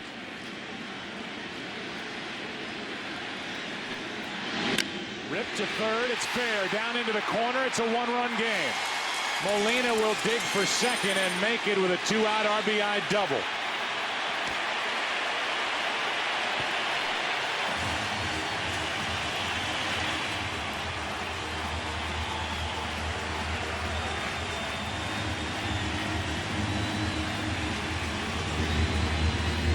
That was a fastball on the inside part of the plate.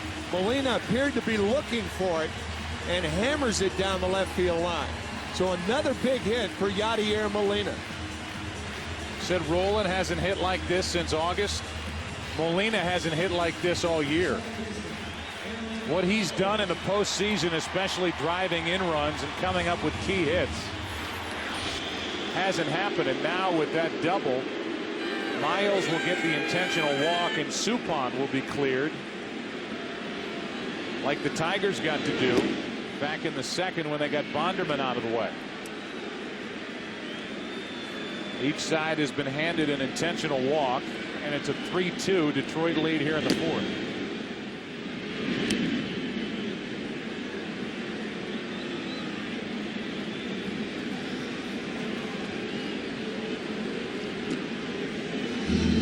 Miles, who has a hit, a steal, and a run scored, is on for the second time. And Suppan walks in. If you paid attention to our interview with Tony La Russa, he said that Suppan didn't feel good at the start of this game with his mechanics, with his release point, whatever it was, he was feeling for it. Thought he looked better in that last inning. And now his team has come back and made it a one-run game. 2 on, 2 out. Suppan takes a strike.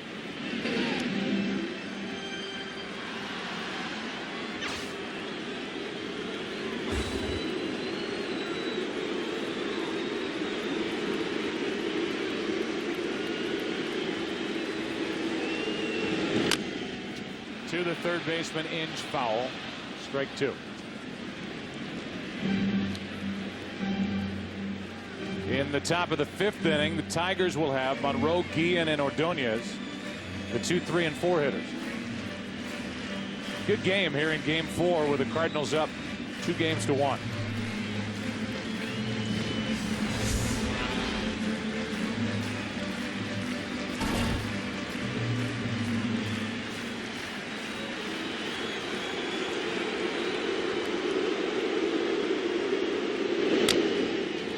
Stay fair, and an easy hop for Inge, who throws for the out. The Cardinals get a run on a 2-out RBI double by Molina. 3-2 Detroit after 4 here in St. Louis. Back after this from your local Fox station.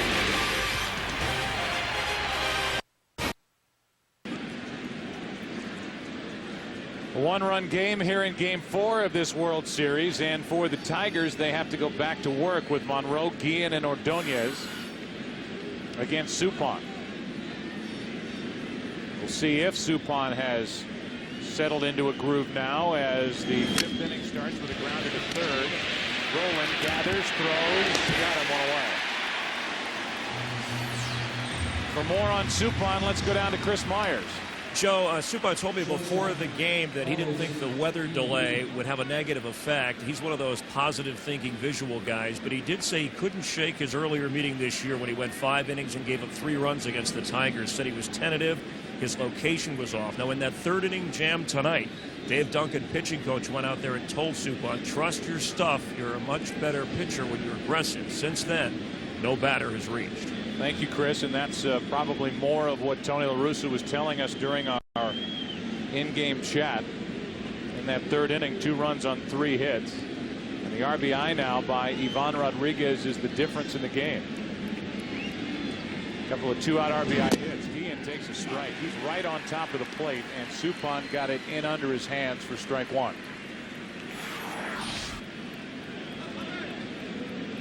Good fastball to Guillen.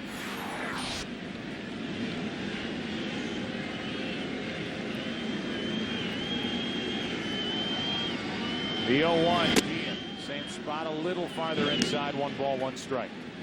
That was interesting from Chris Myers. You know, dart throwers guide their darts. Pitchers throw baseballs. You start guiding the ball. And that's what Suppan is not doing and hasn't done over the last 1 2/3 innings. Guillen off balance on a changeup, fouls it out of play off to the left, strike 2.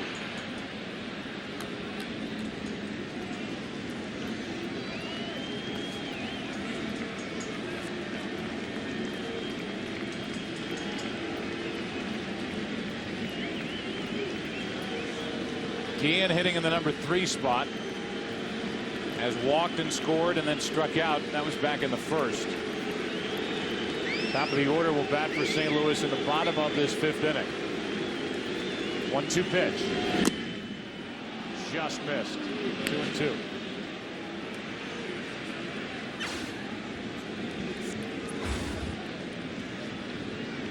Ordonez next.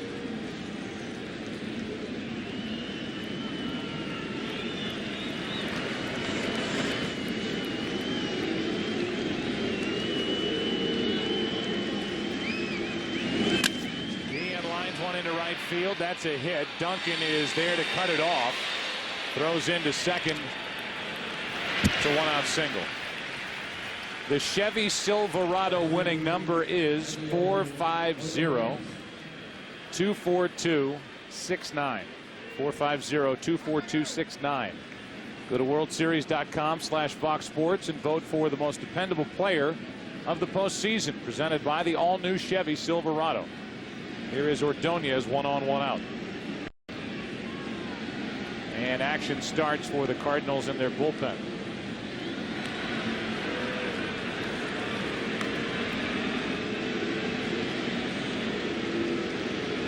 It's interesting who is up and getting loose. That step off right there was called by the dugout. The Cardinals are trying to buy time for Tyler Johnson to get loose. On deck is Casey, who is 2 for 2 and has hit well against Suppan in his career. And the Cardinals want to get Johnson ready in case Suppan is in more trouble. May call a throw over or another step off to further give Tyler Johnson time. Drilled over the outside corner, strike 1 on Ordonez. Because if Ordonez, regardless of what he does, he gets on base or makes an out. If it's too quick, then Johnson will not be ready to face Sean Casey. So that's why Josh Kinney is now up and throwing.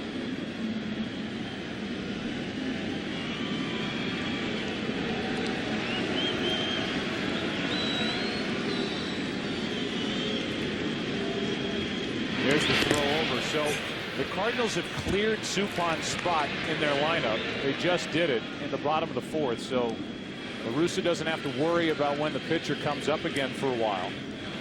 He's got Casey on deck, then Rodriguez. So he's got the lefty and the righty getting loose with a very rested bullpen after the rain out last night. And basically an off night for the bullpen, except for Braden Looper 2 nights ago, with Carpenter pitching. Yet another throw to first base. We would think that that would be a throw over called by the dugout. Again, to give Johnson time to warm up.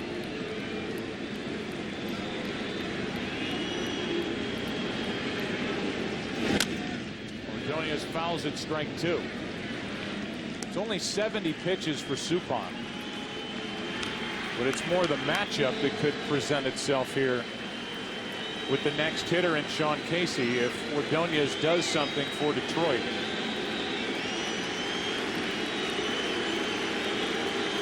Of all active players, by the way, no hitter has more hits in his career, Suppan that is, than Maglio Ordonez against him with 17.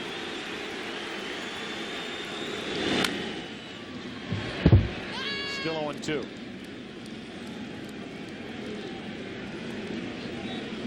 So far tonight, Ordonez has struck out and fly to left.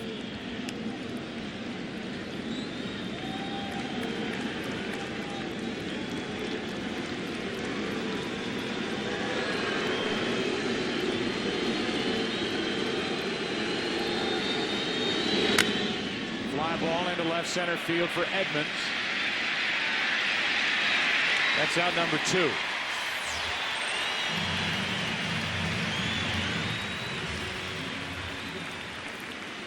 And Sean Casey will walk to the plate. Our HP player personality is Sean Casey.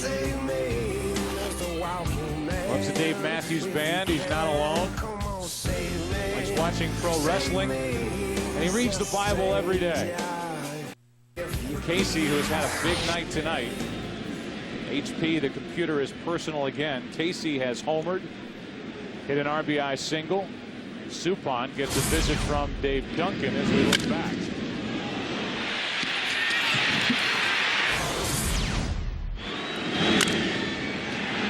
That 2-out RBI hit saved the Tigers, who were in the process of wasting a leadoff double by Granderson, and then Casey was followed by Rodriguez, who got a base hit to right. And that out by Ordonez saved Jeff Suppan and allowed him to stay in the game. Because if Ordonez gets on, Johnson's in the game to pitch to Casey. But because he got Ordonez out, he'll pitch to Casey. Now the same situation applies to the right-handed hitting Rodriguez on deck as Kinney continues to loosen. Casey is a .412 hitter in his career against Suppan. Add to it another hit. He's 3 for 3. Edmonds will throw to third, and safe there is Guillen. It's first and third, 2 out. We'll see if that's it for Suppan. Casey 3 for 3 tonight, hitting .444 against Suppan. And now Rodriguez, who is 8 out of 14 against Suppan, will be the hitter.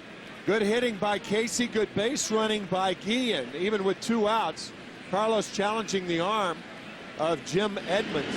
And I would think that Kenny will be in the ball game. I'd be surprised if Suppan pitches to Rodriguez, especially since Pudge has 2 hits against him tonight, both to right field. Molina out to talk, but no sign of La Russa coming out to make a change with Kinney getting loose.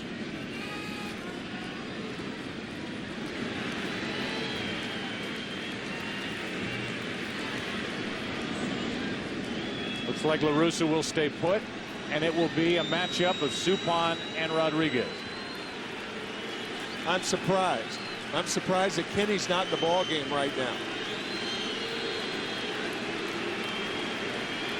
Rodriguez 8 hits and 14 at bats against Suppan. 2 for 2 tonight. Grounds to the left side. Rolling underhands to Miles. Suppan gets out of the 5th. The Tigers have stranded 6.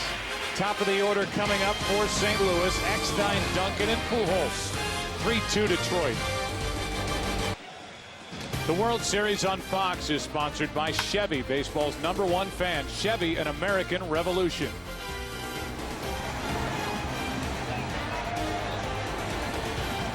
Silverado parked here at Busch Stadium, and now the top of the order will bat for the Cardinals. Eckstein, Duncan, and Pujols against Bonderman. 3-2 Detroit here in Game 4. Eckstein's 2 for 2. 1 ball, 1 strike.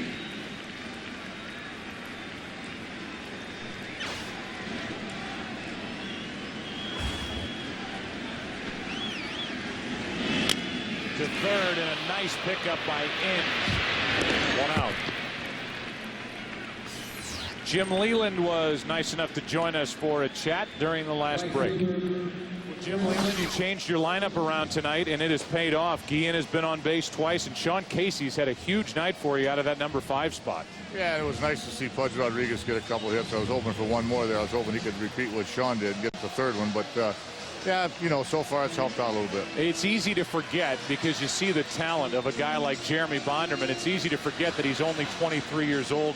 How would you rate his performance so far tonight? Well, I think he's fine. You know, he's a real aggressive guy, and sometimes that works for him, and sometimes it works against him, you know. So every once in a while you got to calm him down. You know, he wants to rush a little bit. Sometimes he wants to see the results before he throws the pitch. All right, thank you, Jim. Sure. Jim Leland, manager of the Tigers. We have seen 2 quick outs. Good play by Inge, and the ball hit by Eckstein on backhand. And then Duncan chops one to Polanco, 2 out. And Pujols bats with the bases empty. Had a chance last time up with 2 on and 2 out, and grounded out, ball 1. Bonderman so far has challenged Albert Pujols with fastballs. He struck him out on 1 and then jammed him with 1 the last time up. 2-0.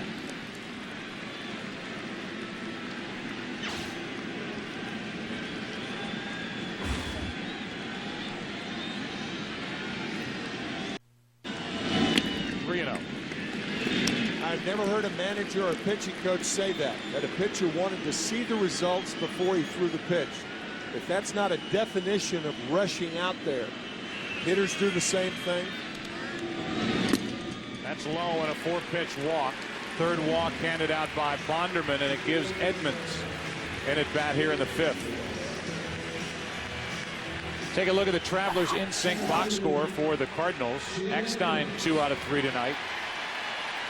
Duncan hitless with a walk. Same for Pujols. A double for Roland, an RBI double for Molina, and a run scored by Miles when Eckstein drove him in back in the 3rd inning.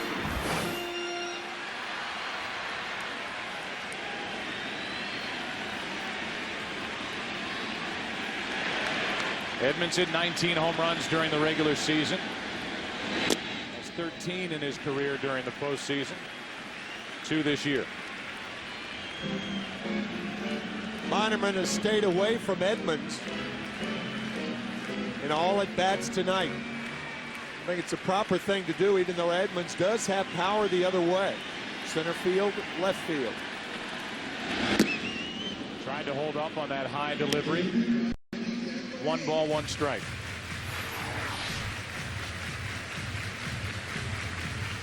Didn't want to, but did.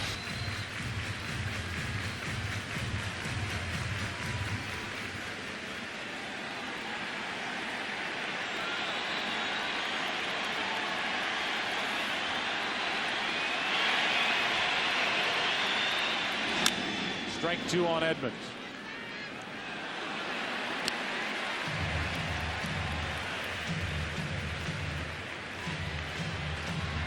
When Edmonds has hit behind Pujols this postseason, an average of just over 200. St. Louis tonight, 2 runs on 5 hits. Detroit, 3 runs on 7 hits.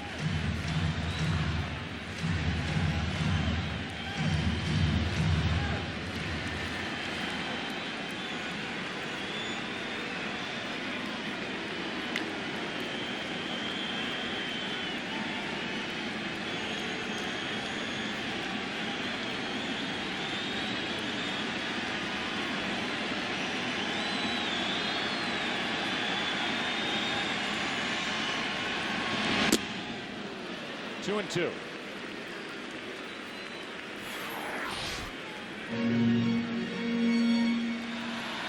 Edmonds bending out of the way of that high fastball.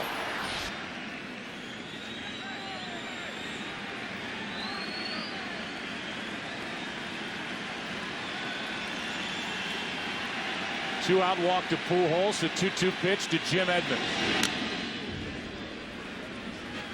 Tomorrow night, it will be Jeff Weaver for St. Louis against Justin Verlander, the 23-year-old who lost Game 1 to Anthony Reyes.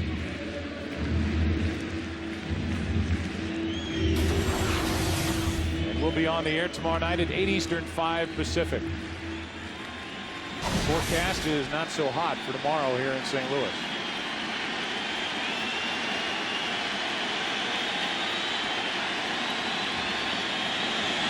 Edmonds strikes out, and for Bonderman, strikeout number 4. Cardinals have left 5.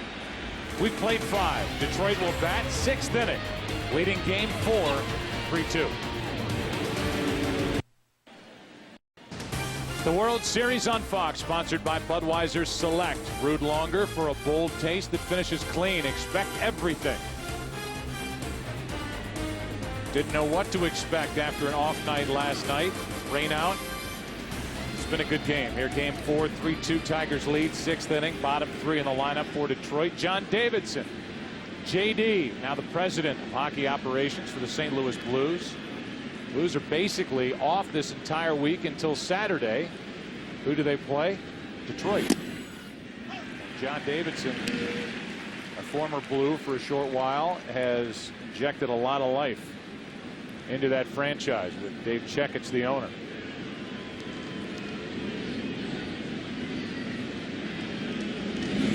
Breaking ball stays high. The only downside to Davidson here in St. Louis as the president of the Blues is that he's no longer broadcasting. I literally would watch a game because he was doing it. He and Doc Emmerich in the Stanley Cup Finals this past year were great. Stanley Cup Finals and Olympic hockey. Polanco rips one into left, and Preston Wilson, spinning his wheels, makes the catch. 1 out. 1 week from tonight on Fox, Thursday's back with the laughs, starting with an all-new episode of Till Death and Happy Hour. Then it's the can't-miss season premiere of The OC. Fox Thursday returns all new 1 week from tonight.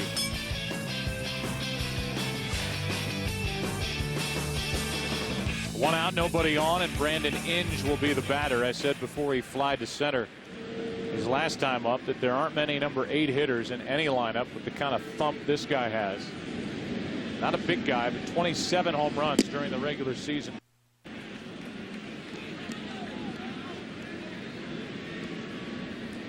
So far he's hit 1 postseason home run. 0 for 1 tonight. Intentionally walked his first time up.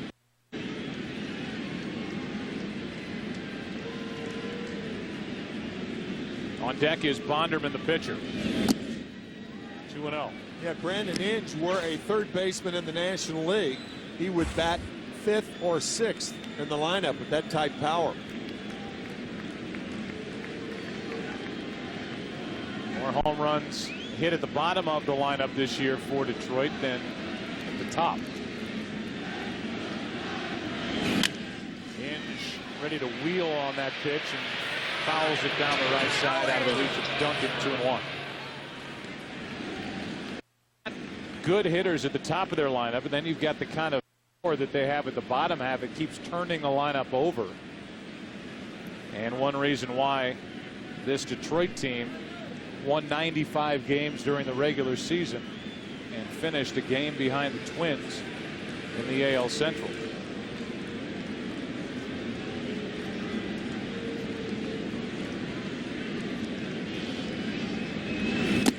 That's on the outside corner. It's 2-2. That's a good fastball from Suppan right on the corner.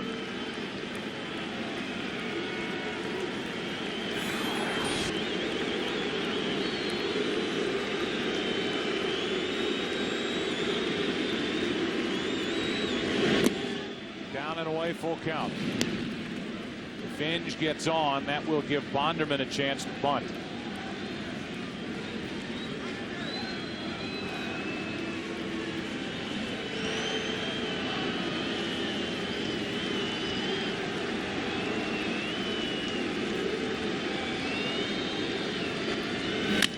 Inge grounds it up the middle, a one-out base hit. And that will give Bonderman a chance to try and advance the runner with a bunt. Fastball over the fat part of the plate.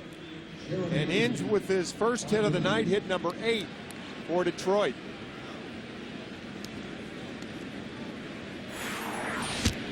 And now Bonderman talks to the third base coach, Lamont. May not know the bunt sign.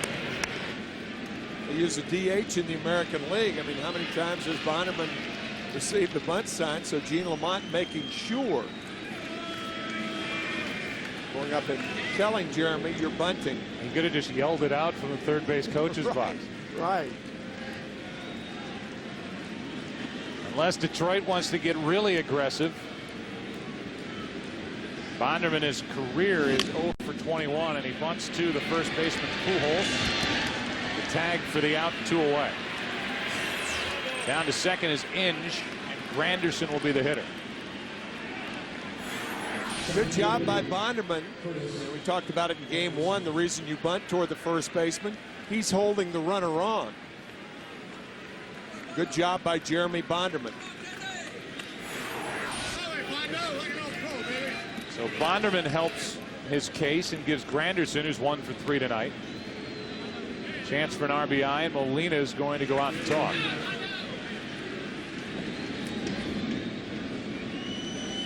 Tonight, Granderson has hit a soft liner to the shortstop, doubled and scored, and struck out this last time.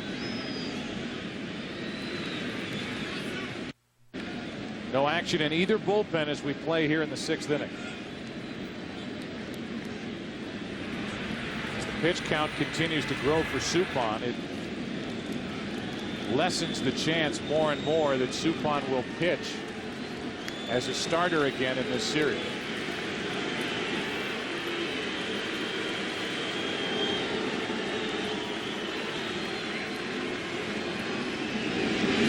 Strike 1 on Granderson. If there is a game 7, Tyler Johnson will get loose again. Carpenter would be the game 7 starter on normal rest unless he was moved up for game 6 if there are no more rainouts. If Suppan were to pitch, he would be doing it on his 2 days rest. Runner at second, 2 out, and 0-1. Granderson takes ball 1.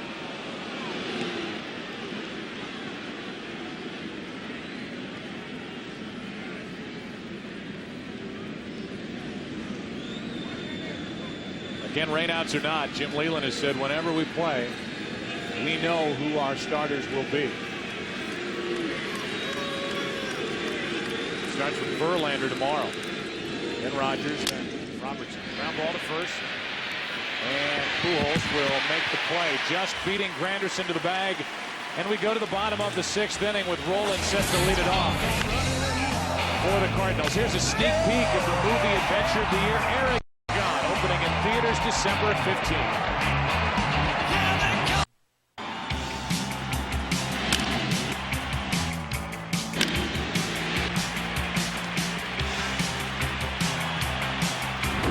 Little shake it up from the Cars, and Jim Leyland shook up his lineup tonight, putting he in the number 3 spot.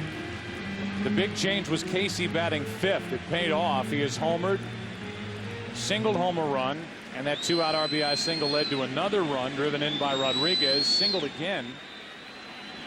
Player of the game so far tonight, and Fernando Rodney getting loose for Detroit in their pen as Roland is set to lead off against Bonderman here in the 6th. 3-2 Detroit here in game 4. Roland fooled on the pitch. Strike 1. Scott doubled and scored his last time up.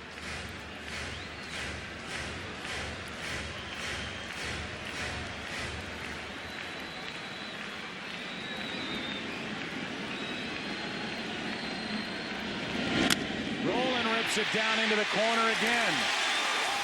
Scott Rolen has his second double of the night, and it comes leading off the 6th. Bonderman went slider, fastball, and this fastball inside part of the plate.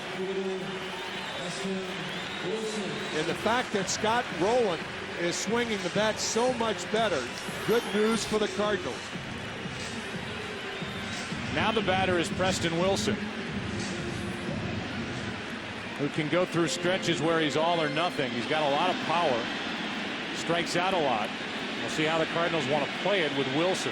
I think you bunt it straight up with Preston Wilson to start out here.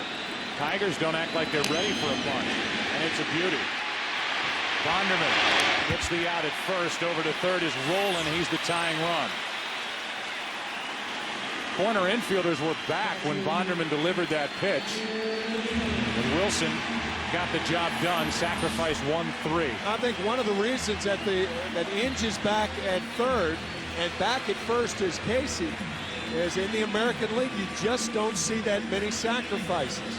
But it's a vital part of the game in the National League. Tony La Russa playing it straight up to right. Had that ball been bunted down the third baseline, Inge would have had a very difficult play on the speedy Wilson. Yeah, he was surprised. You could see by his reaction as he jumped when he saw Wilson square around. Now the infield is in. Yadier Molina tying run at third, 1 out.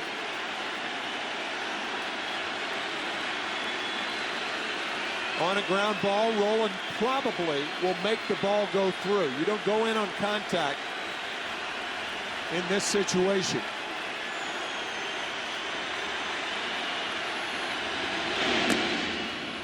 Molina checked his swing, ball 1. However, if it's a high chopper, the runner at third has the choice of going in. If he can read a high chopper and a ball that takes time getting to a drawn-in infielder, he does have the right to go in.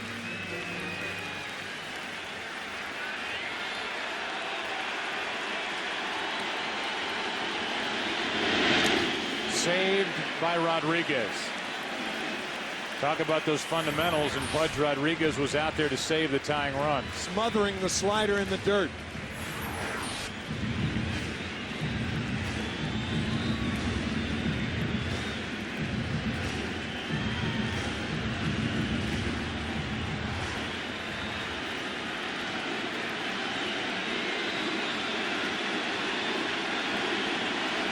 That's the thing, you try to be too fine with that slider in this situation.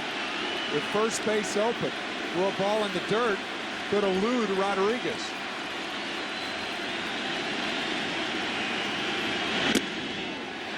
(3-0). Aaron Miles on deck. Then the pitcher spot.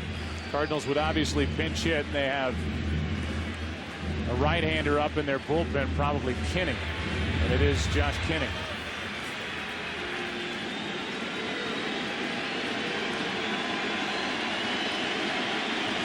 Is Molina swinging? Didn't get a chance, and the walk puts runners at the corners with 1 out.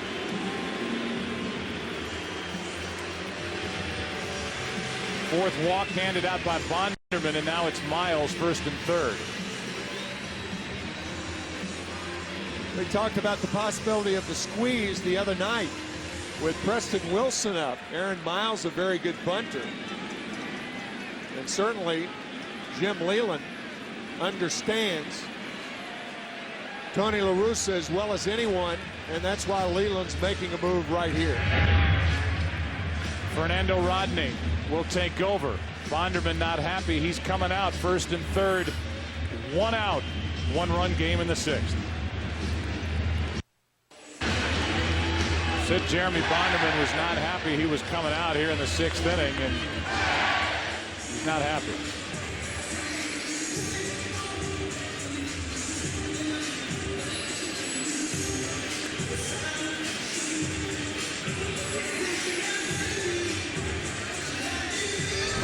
He gives way to Fernando Rodney, the right-hander. Rodney's been very good and busy during the postseason. This will be his 6th game. You can see 1 run has allowed on just 2 hits in 5 innings. And Jim Leyland goes to get Bonderman after 92 pitches. And now Bonderman has to turn himself from being an upset starting pitcher yanked out of the game to a cheerleader rooting for Fernando Rodney as Aaron Miles steps in.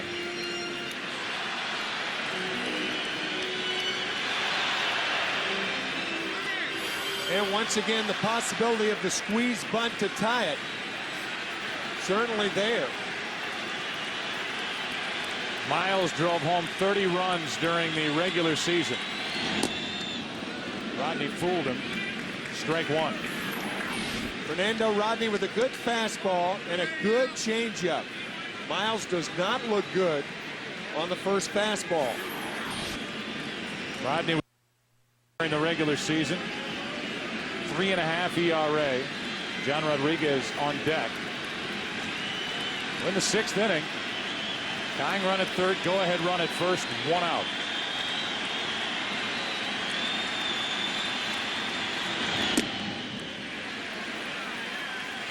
Miles handles the bat well. A guy who was picked up this past offseason from Colorado. At the plate for the biggest at bat of his life to this point.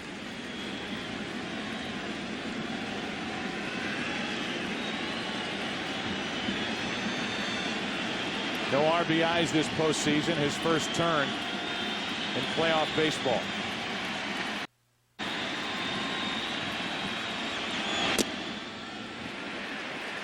$5 miles an hour missing. 2-1.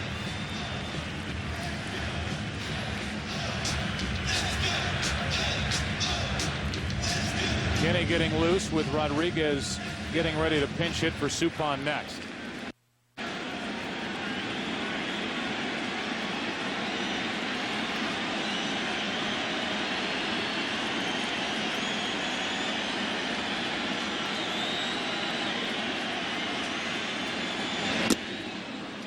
Changed on him again, and it's 2-2. Good pitch by Fernando Rodney. That's what makes him so difficult to hit. Fastball count, the changeup. Miles once again swinging through it.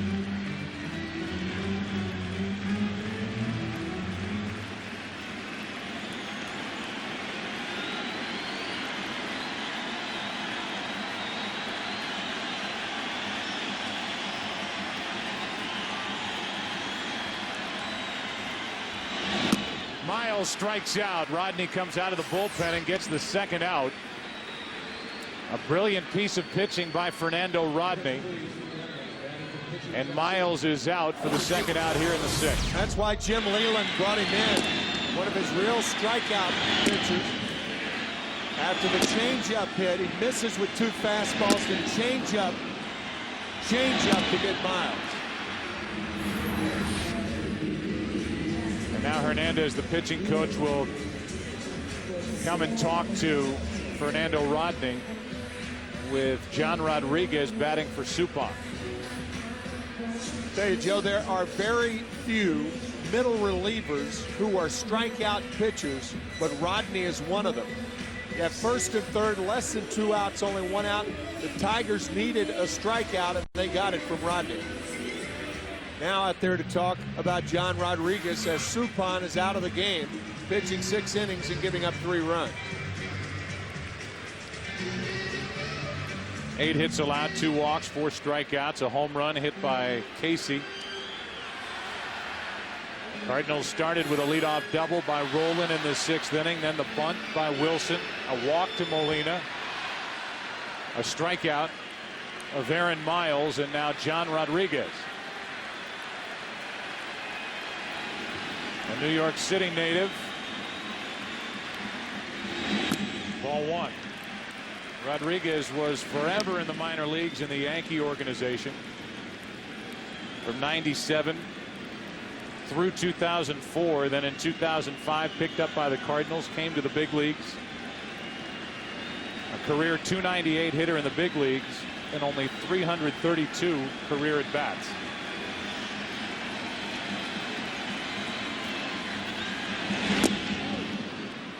There's that changeup again, and it's 1-1. Same arm motion as the fastball. He'll throw it on any count.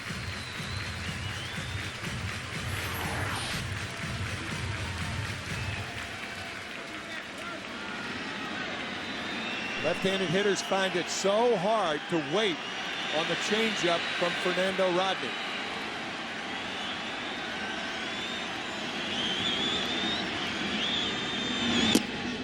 In for strike 2.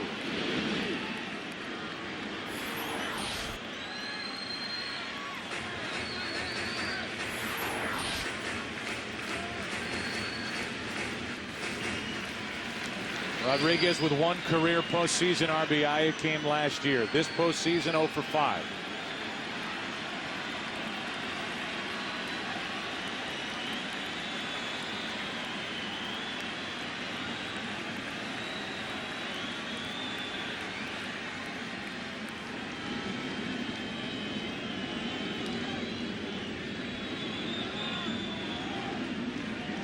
Cardinals need to win here tonight if they want a chance to win this World Series before it goes back to Detroit. The Tigers win tonight, they are assured that this series will go back to their home park. The 1-2. What a job by Fernando Rodney.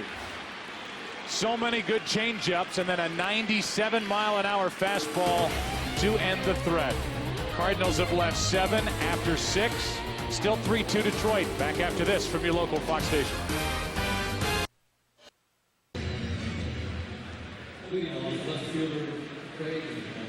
What a job by Fernando Rodney to get the back-to-back strikeouts with first and third 1 out.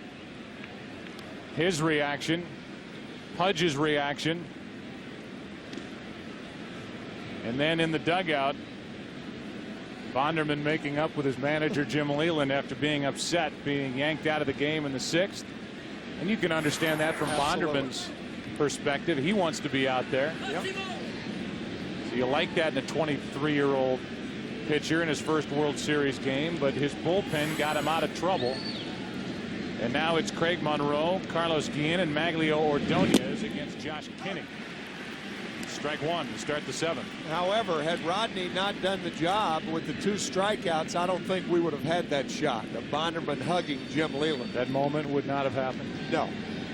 Monroe tonight 0 for 3. 3 out of 14 in this World Series. 1 ball, 1 strike.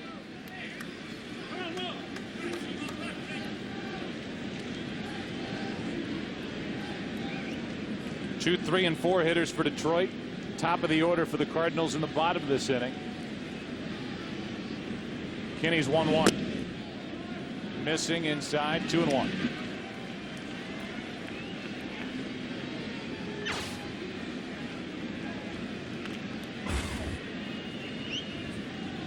Cardinals missing a chance after a leadoff double in the bottom of the 6th, hit by Rolen.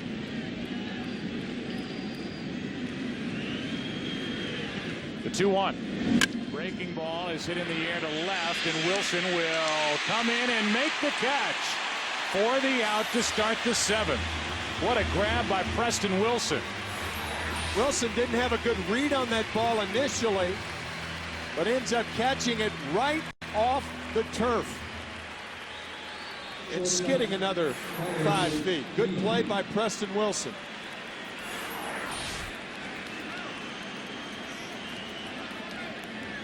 And a clean grab to start this 7th inning with Carlos Guillen stepping in. Carlos has a hit tonight, a walk, and a run scored.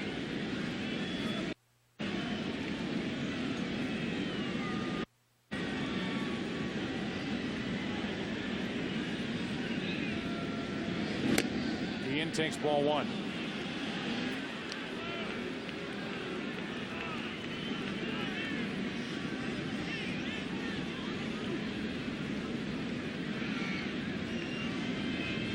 Kenny, the 27-year-old rookie. Well-rested bullpen for St. Louis. Misses 2-0.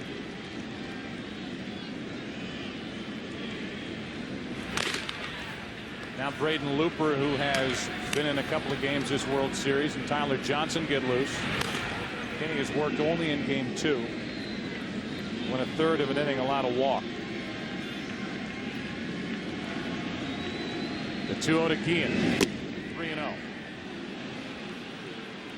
Josh Kinney was wild in game 2.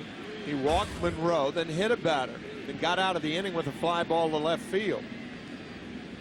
So behind in the count to a very dangerous Carlos Guillen.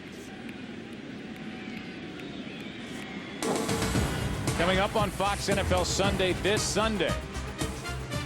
The Buccaneers take on Tiki Barber and the Giants in New York. The Buccaneers have life again. Or Torrey Holt and the Rams look to slow down LaDainian Tomlinson and the Chargers, or other regional action. It all begins this week with America's #1 pregame show at noon Eastern, 9 a.m. Pacific, right here on Fox.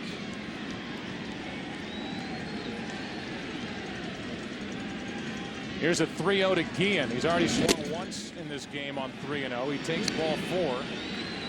He's on base for the 3rd time tonight. Now Ordonez is coming up, and Molina is going out to talk. We'll see if La Russa will stick with Kinney or go to Looper.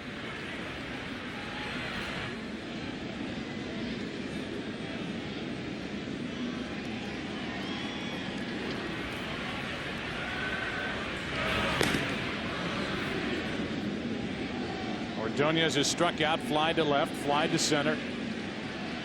He will deal with Josh Kinney, 1 on, 1 out.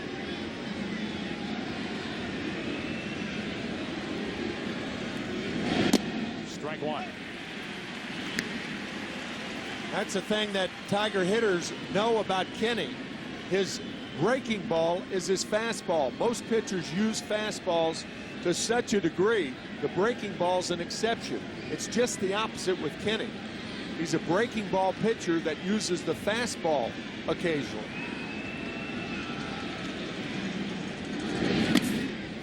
In the dirt, 1 ball, 1 strike.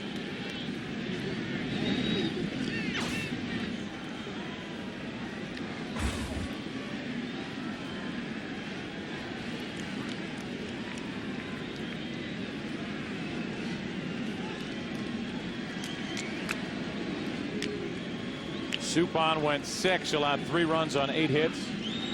Walked 2, struck out 4. Allowed a home run by Casey. Go to first. Guillen gets back. Carlos during the regular season stole 20. And the Tigers as a team stole 60. Have not attempted a steal in this World Series.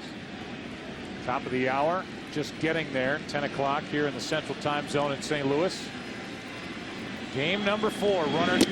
Molina from his knees throws too late. Stolen base, Carlos Guillen. And he stole that on Kinney, but watch the throw by Molina.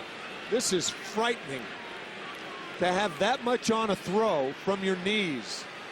The throw is late, but it wasn't his fault.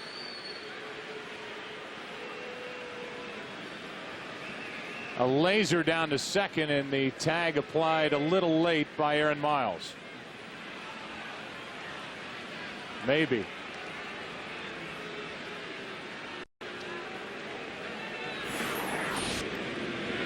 So Guillen is on at second now with one out. It's a 1-ball, 2-strike count on Ordonez.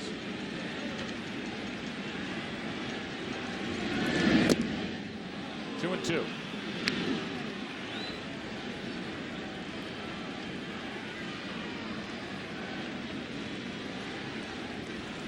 So Guillen gets the first steal for the Tigers. Miles has one in this game for St. Louis. Kenny trying to keep it a 1-run game. Strikes out Ordonez, 2 away.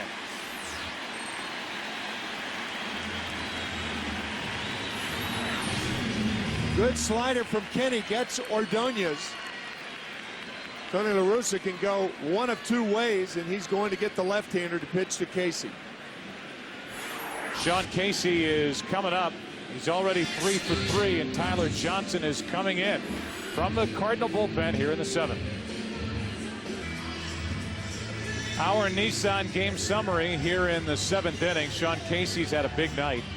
Ivan Rodriguez finally getting on the board with his 2 hits. Scott Rowland with 2 doubles and a 9-game hitting streak. Top of the hour, Joe Buck, Tim McCarver, Chris Myers, Ken Rosenthal, our producer Pete Macheska, our director Bill Webb. The other night, Joe, we were talking about Sean Casey and NFL quarterbacks. He is a walking NFL promo because he picks that left leg up before every pitch.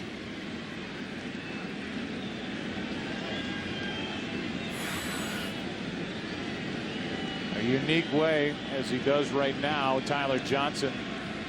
His numbers been busy this postseason. Runner at second, 2 out. Johnson steps off. Here's what we were talking about, a walking NFL promo. I think the Redskins are off this week. Interesting, Mark Brunell, a left-handed thrower, picking up his right leg. Casey hitting lefty, waits for the first and hits it in the air to right. Duncan is there for St. Louis to end the inning.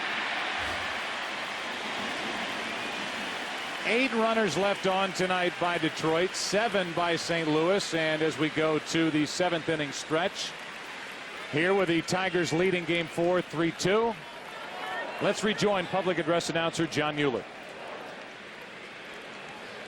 Ladies and gentlemen, we direct your attention to the first base dugout.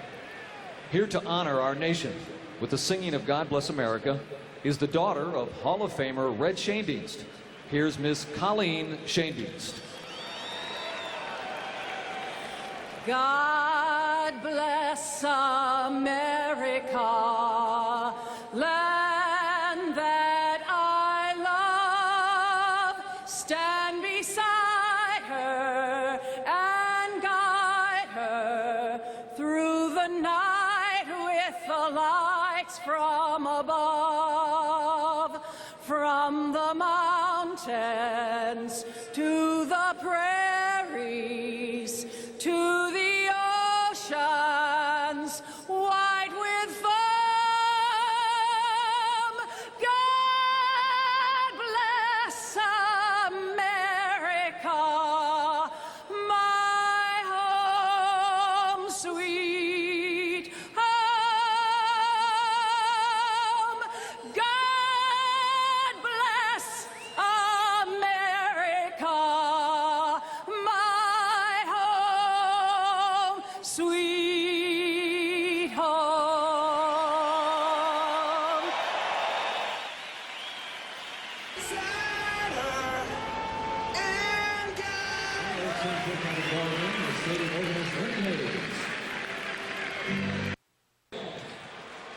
The World Series on Fox is sponsored by HP. The computer is personal again. By the new AT&T, your world delivered. and by the personal advisors of Ameriprise Financial. Get to what's next. Top of the order for St. Louis.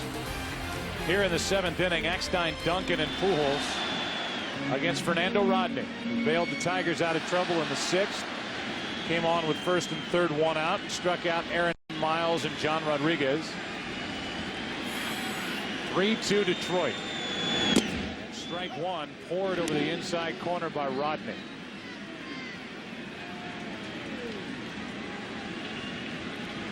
These Tigers have some weapons that they can bring out of their bullpen. Starts with Rodney, Zumaya, who can throw 100+ miles an hour. Their closer is Todd Jones. Ball one on Eckstein, 1-1.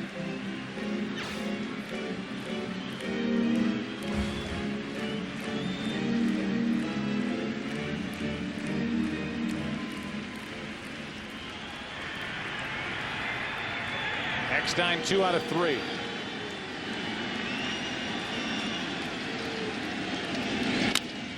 Off the end of the bat into right center field. Granderson falls down and won't make the play. Eckstein will cruise around second and hold at second with a double. This field took a lot of rain last night and today. It's still misting here in St. Louis. And it plays tricks on Curtis Granderson as he slips in center field. I didn't realize that ball was hit that far initially. But Granderson falling down and a double for Eckstein.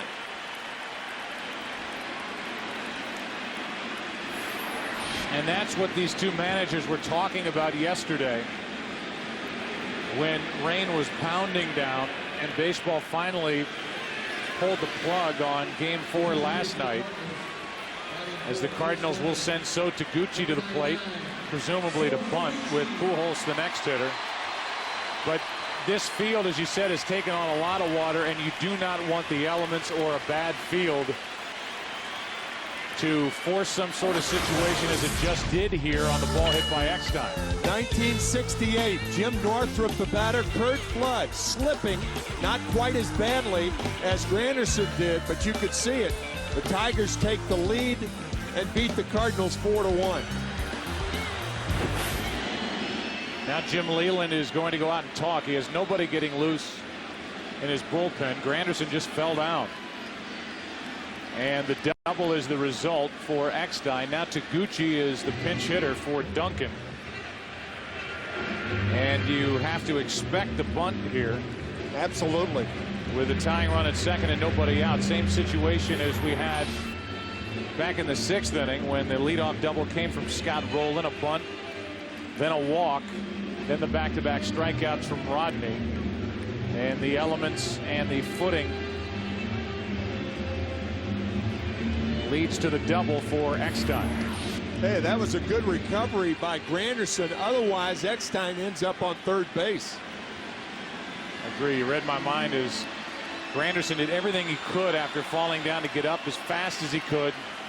Eckstein can run, but he could only make it to second because of the effort by Granderson. Now Taguchi.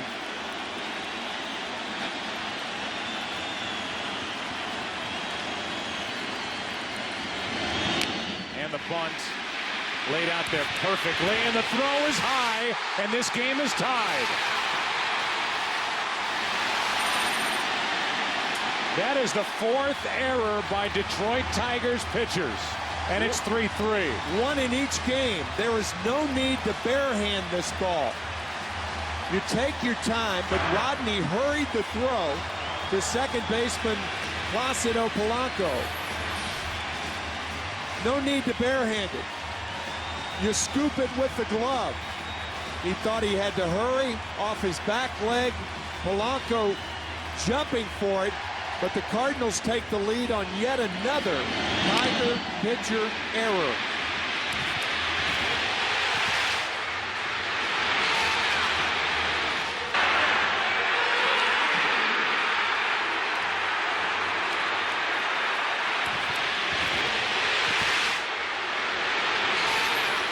And now with first base open, the Tigers will obviously give the walk to Pujols. Nobody out in the inning. Zumaya getting loose in the bullpen. Edmonds coming up in what is now a 3-3 game in the 7th. Yeah, I said the Cardinals take the lead. I was wrong, as Joel Zumaya is warming. That error, it tied the game for the Cardinals.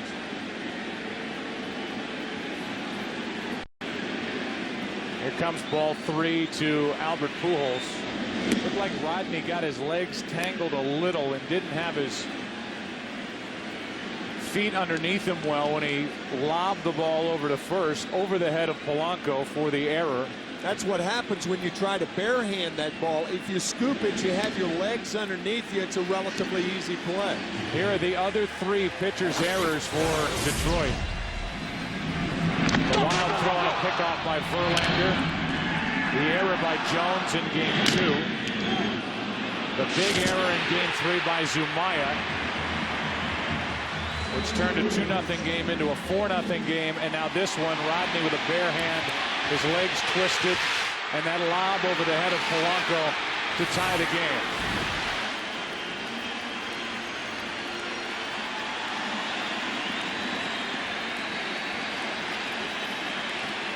Most by a pitching staff on one team in a World Series. The 4 errors committed by the Tigers. Now Edmonds, tie game. Strike 1 from Fernando Rodney.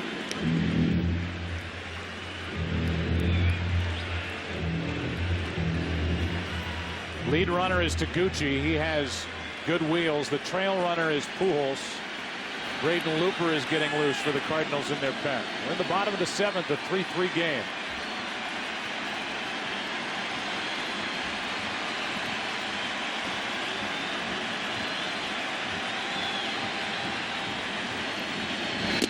Good fastball from Rodney. It's 0-2. What a lethal combination. A 97-mile-an-hour fastball and an 83-mile-an-hour changeup. Fastball right on the inside corner to Edmonds.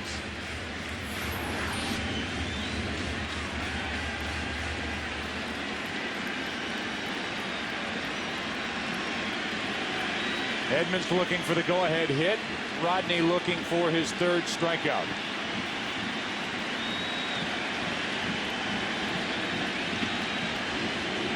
Taguchi was bouncing around back at second base, so Rodney stepped off.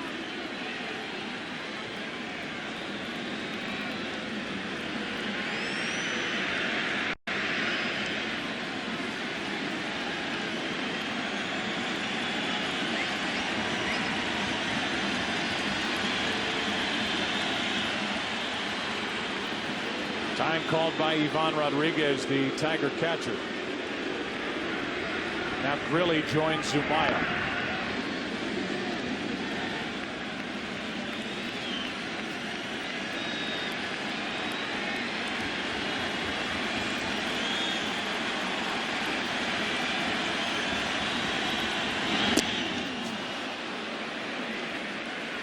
Ball 1, and that was an eventful grab by Ivan Rodriguez. And a very, very good play. You're looking for the fastball on the inside corner. Rodriguez has to go across his body and make the play in here. Good play.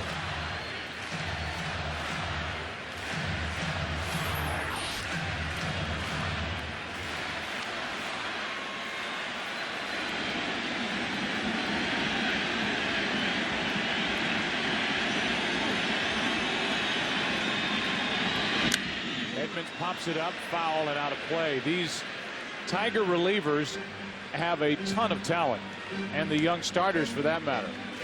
But with all that talent, there's a lot of inexperience. And Zumaya made the ill-advised 3rd in game 3, which led to 2 runs. And Rodney didn't get his feet underneath him on the bunt by Taguchi and committed the 4th error by this pitching staff to tie the game and set up now 1st and 2nd, nobody out for Edmonds.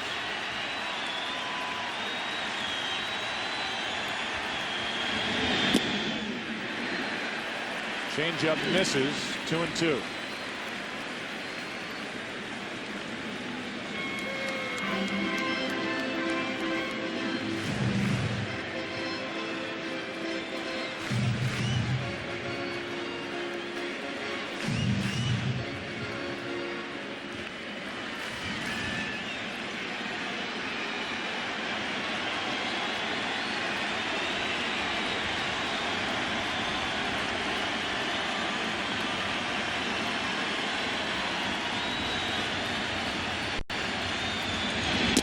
Got him over the inside corner, one away. Jim Edmonds just cannot react quickly enough on the changeup.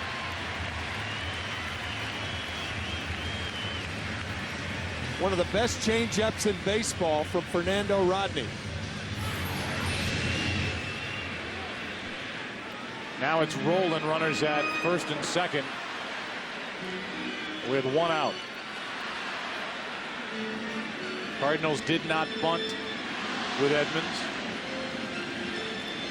Tonight batting in the cleanup spot. Let him swing away, and in the end he took strike 3 for out number 1. Now Rolen, who's 2 for 3 with a pair of doubles.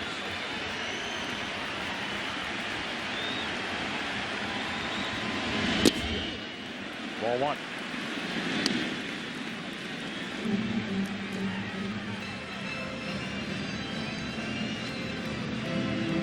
It's a 10 or 11 mile per hour difference between that blazing fastball by Fernando Rodney and the changeup, which, as you said, Tim, has the same arm action. Yeah. Very, very difficult to pick up for Cardinal hitters.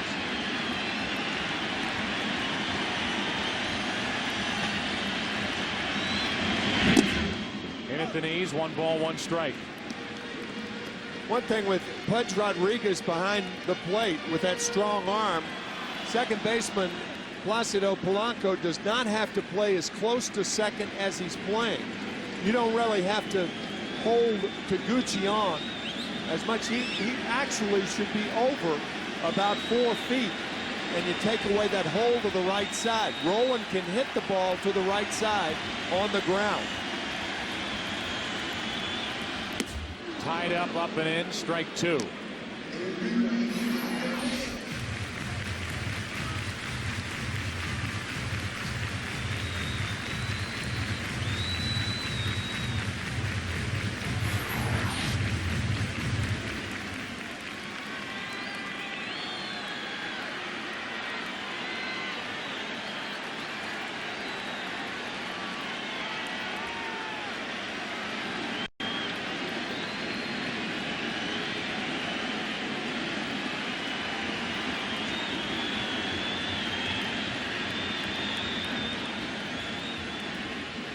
Rodney stepped off, Rolen stepped out.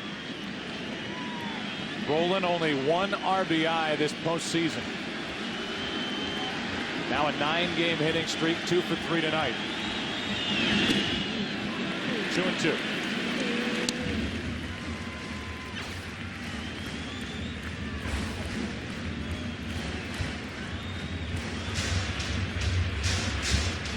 Six, 7, and 8 hitters for the Tigers in the 8th. Ivan Rodriguez, Placido Polanco, and Brandon Inge.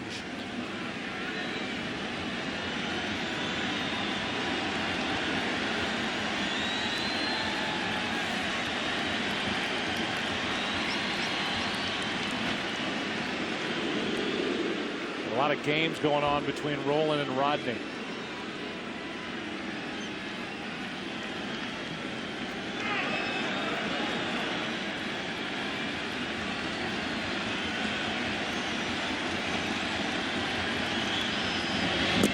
Two out.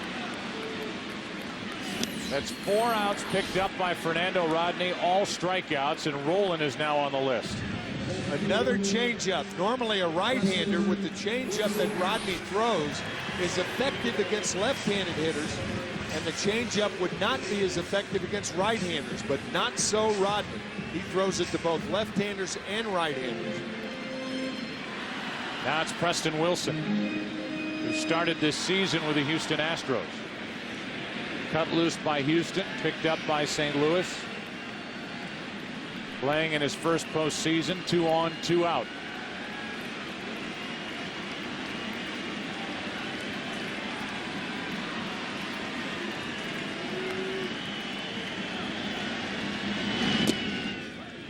Ball 1.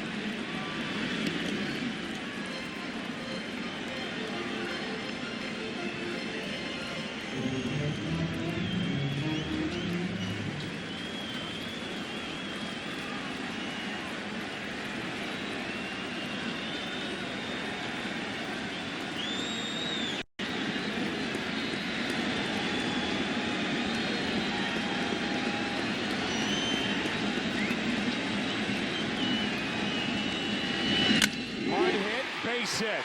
Here comes Taguchi. The throw by Monroe to the plate, cut off, and the Cardinals lead. Pujols tagged out, and the 7th inning is over, but Preston Wilson has put St. Louis on top for the first time tonight. Game 4 goes to the 8th inning. Preston Wilson with a 2-out RBI hit. 4-3 St. Louis in Game 4. Preston Wilson got the hit. Pujols was tagged out to end the 7th. Check both runners, Pujols and Taguchi. Taguchi, the lead runner, the base hit by Wilson. Greg Monroe, the throw a little bit to the first base side, but credit Albert Pujols for forcing Inge to cut the ball off, trading an out for a run. Pujols was a key right there. Inge sees Pujols. He knows he has an out, but in tagging Pujols out, the Cardinals take the lead. Now Braden Looper takes over here in the 8th inning. Looper worked in relief of Carpenter in Game 3 through a perfect 9th inning, and now he's here in the 8th with Ivan Rodriguez first up. 4-3 St. Louis, Game 4. Cardinals up 2-1, and Ivan Rodriguez has had a nice night, 2 out of 3.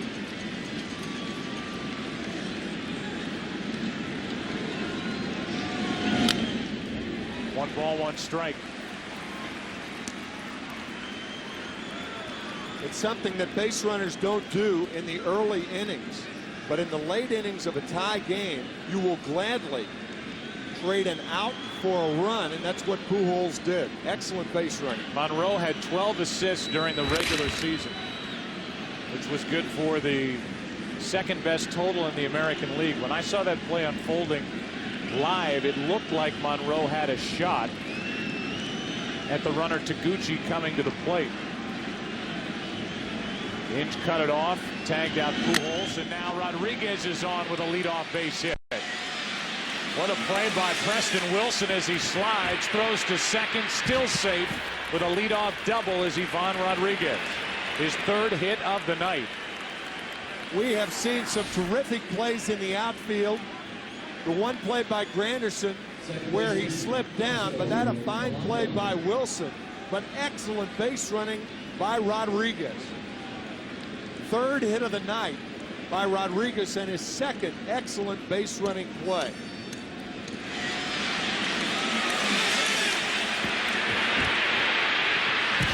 Jim Leland was toying with the idea.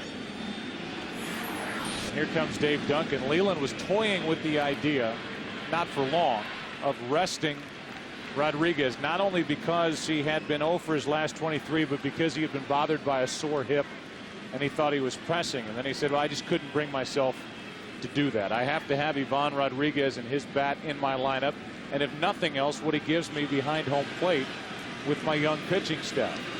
So he stays with Pudge Rodriguez, who was on that stretch of 0 for his last 23, and tonight in this Game 4, a game that the Tigers need to win, he is 3 out of 4 and starts this 8th inning off with a double.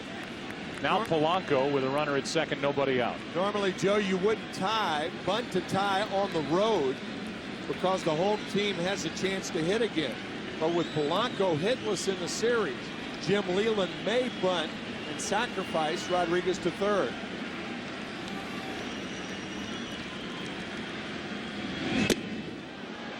And he's spun out of there by Looper, ball 1. So no attempt to bunt. And a guy who still handles the bat well, but as we said, hitless in the series. He is 0 for 13, but you saw that graphic. The last 2 regular seasons, a combined .388 average with runners in scoring position. 2nd best in baseball. Trying to go the opposite way, fouls it back. I would imagine Jim Leland would also say that Polanco is good at handling the bat. He'll take his chances with Polanco trying to ground one to the right side, might get a hit. Right. Wainwright the closer, Flores the left-hander getting loose for St. Louis in their bullpen.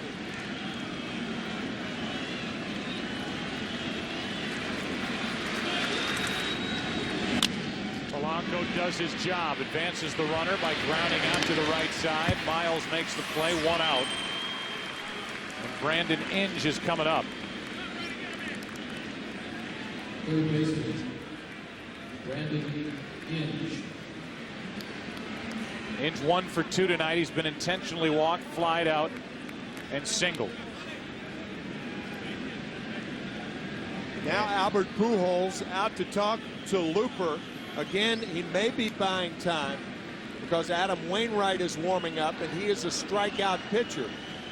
And just like when Jim Leland brought in Rodney to strike out Miles with the runner on at third base, we'll see if Tony La Russa does the same thing with Adam Wainwright.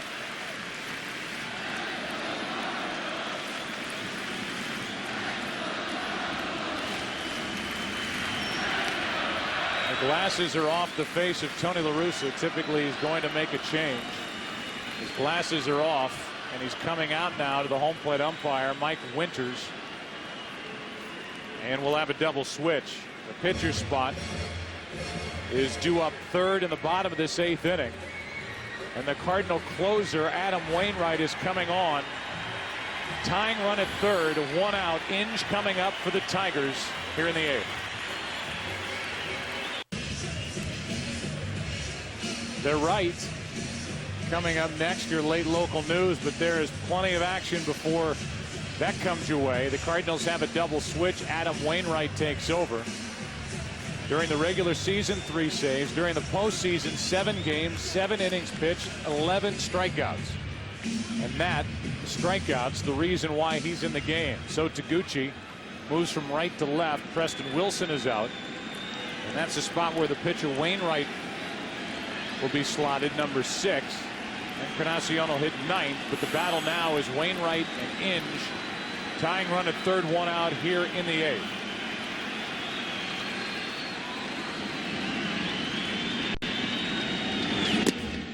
Ball 1. With the infield in, Wainwright, who has thrown only 1/3 of an inning in the World Series to this point. Alexis Gomez on deck. Wainwright deals, and a fly ball into right center field is going to tie this game. Edmonds will watch it go over his head.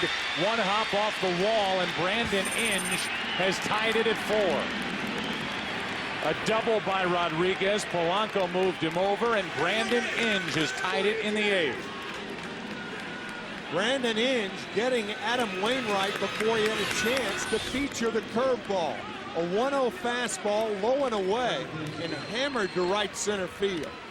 What a job of hitting by Brandon Inge. Edmonds tracks it down, but Inge has a double as Rodriguez walks home.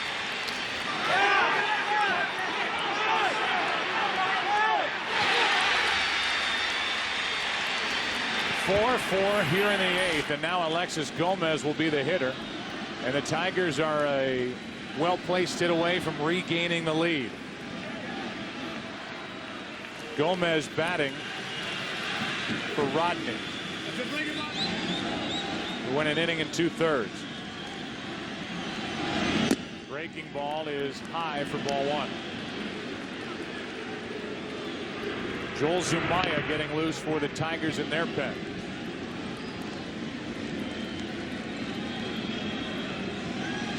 Tony La Russa went to his closer here in the 8th inning, and Wainwright gave up the hit. And now gets a fastball past Gomez.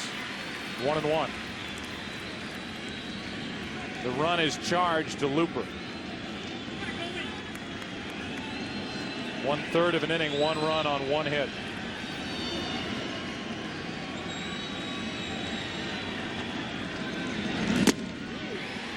One and 2. Good fastball from Wainwright to get ahead of Gomez.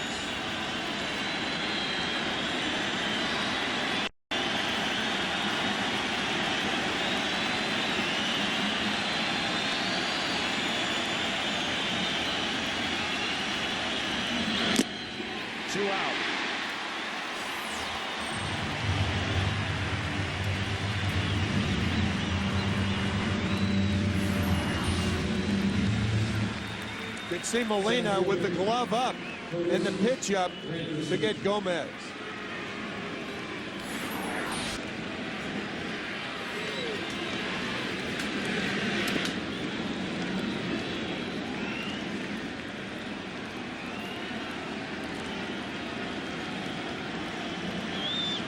Now it's Granderson. Curtis 1 out of 4 with a double and a run scored back in the 3rd inning, trying to give Detroit the lead. Breaking ball high for ball 1.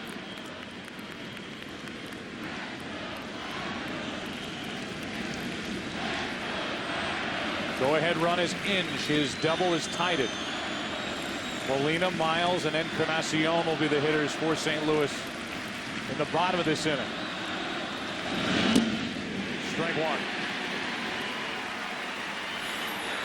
There's that tightly wrapped curveball from Wainwright to even the count to Granderson.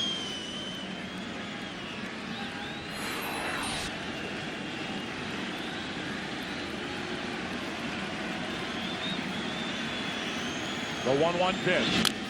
Strike 2. Fernando Rodney won an inning and 2/3. 2 runs, no earned runs. 2 hits. 1 walk and 4 strikeouts.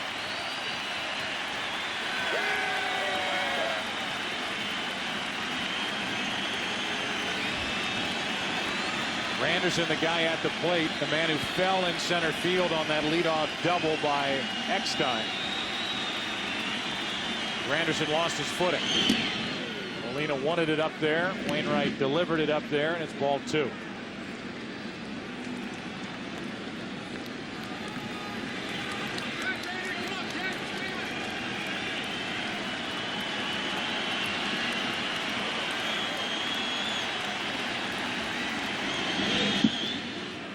Anderson checks his swing, and it's a full count with Monroe on deck.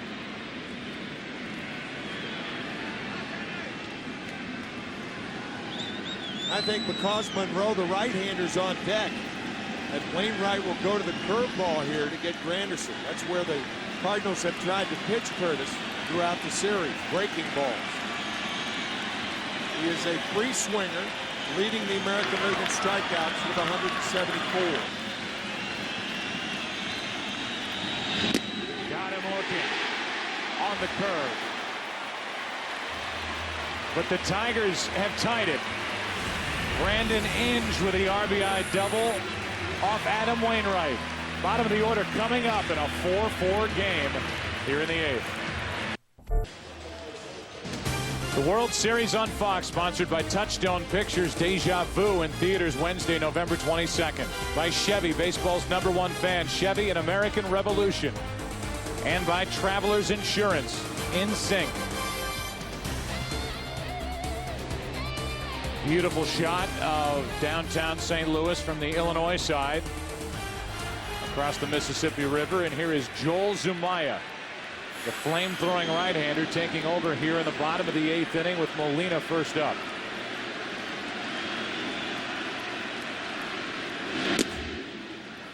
.100 miles per hour, high for ball 1.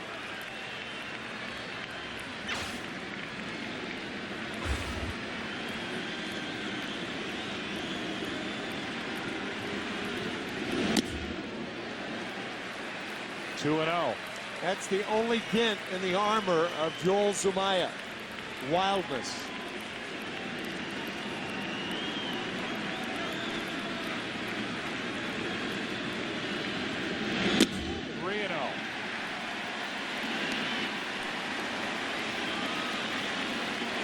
It'd be interesting to see what La Russa would do if Molina got on in the way of a pinch runner.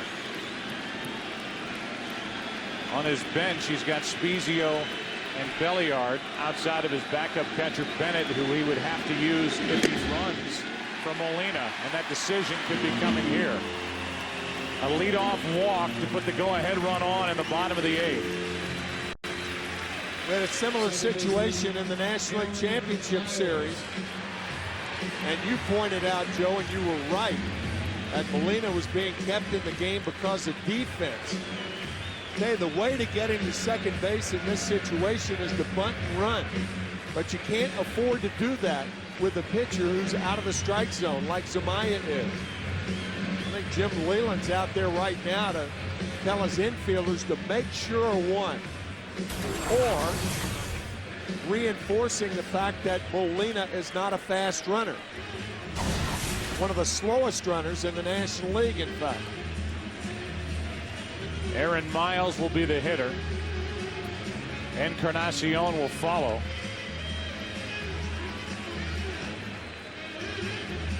And then back to the top of the order as Jim Leland makes another visit. He has been very active this postseason in making visits to his young pitchers to say whatever it is he has to say instead of sending his pitching coach out there. No pinch runner for Molina. And it takes an awfully good bunt from Aaron Miles to get Molina down to second. Unless he bunts it to first base.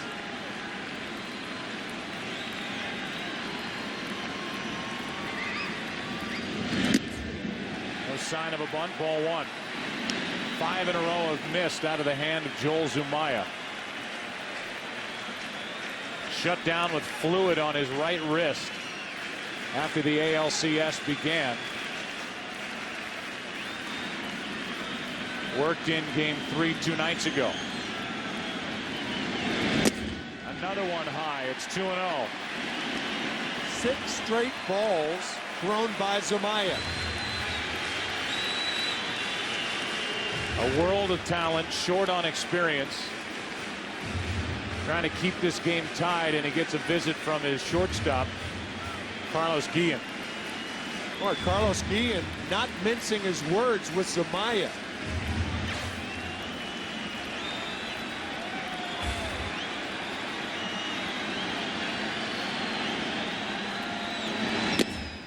Two and one. And Rodriguez pops up and shouts out encouragement to Zumaya after Joel finally found the strike zone. Here it is, Guillen going out to talk to Zumaya.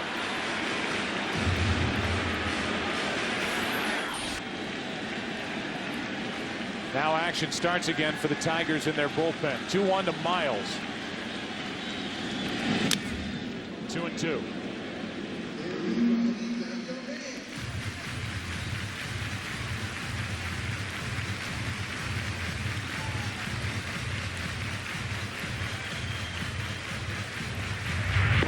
Jamie Walker, the left-hander. Jason Grilli, the right-hander, getting loose for the Tigers. This World Series, Zumaya's faced 7, walked 3, and then committed that throwing error in game 3 at third base. Miles grounds to the third baseman, Inge out at second and safe at first.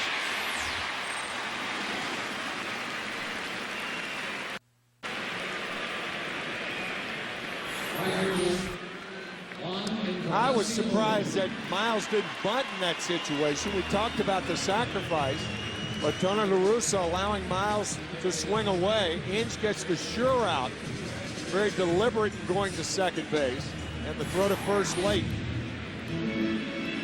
Now it's Encarnacion, who has been put on the bench the last 2 games because of how he's been swinging the bat. He's 0 for 7 in this World Series. 8 for 43 in the postseason and a career 185 hitter in the postseason.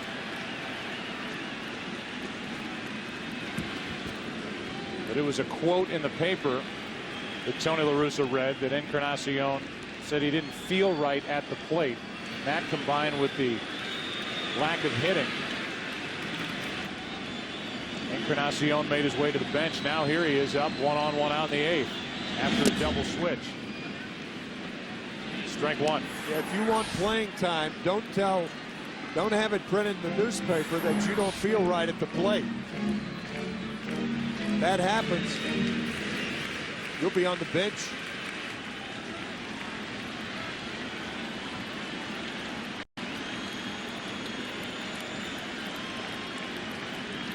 $19 home runs during the regular season. His first year here with the Cardinals in the whole 0-2.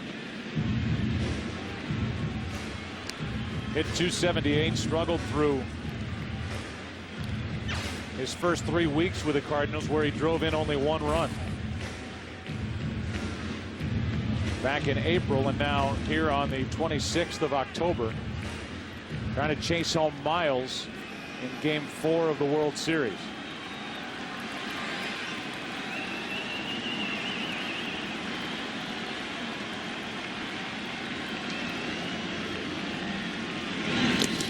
That one gets away. Encarnacion is out, but down to second goes Miles.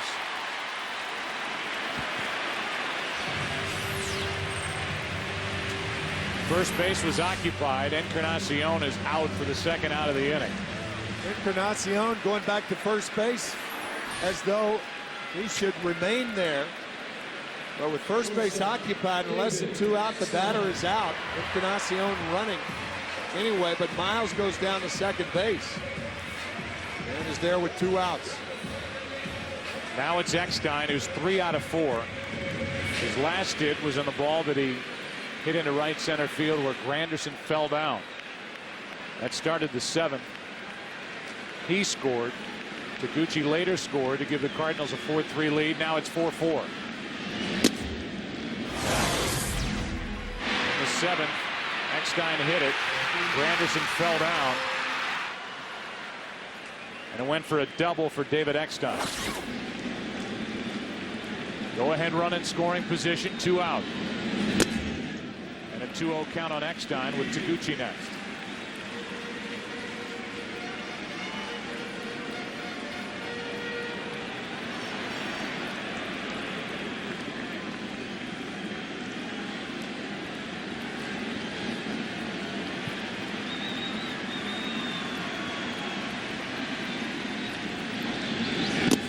Two and one.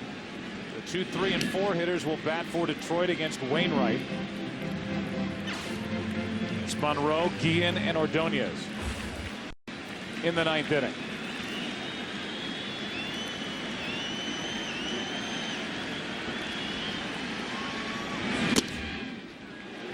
Three and 1.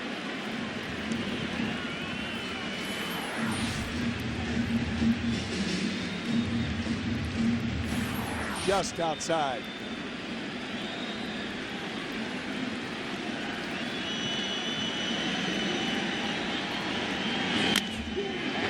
Flies one into left. Monroe is not going to get it. And the Cardinals lead it 5-4 here in the 8th inning of Game 4.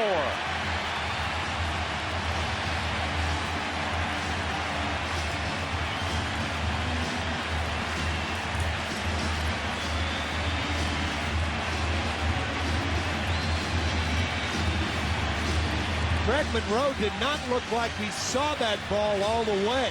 He glided toward it, and the ball off the webbing, and Eckstein with a double.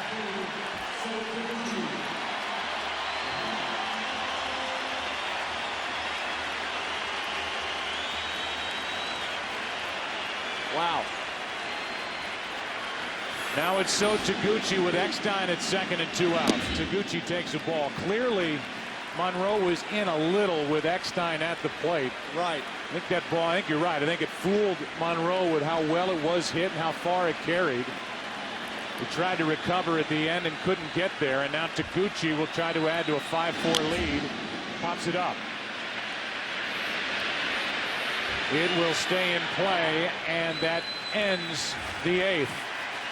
9th inning in this battle for game number 4 of the World Series. Cardinals take the field, leading 5-4. A game summary. Tiger pitchers have made 4 errors in this World Series. David Eckstein just hit the go-ahead RBI double. And a strike to Craig Monroe to start the 9th inning. And David Eckstein has been the hitting star today for the Cardinals. Hitless until his 3rd at bat in Game 3. He reached base 3 times in Game 3. He's been on base 4 times tonight with 2 RBIs. Wainwright missing with ball 1 to Monroe. Guillen will follow, and then Ordonez. Craig Monroe with an 0 for 4 night, but 5 home runs this postseason, 2 in this World Series. Flies Flies that one into right. Encarnacion going to it. And it's out of play. Strike two.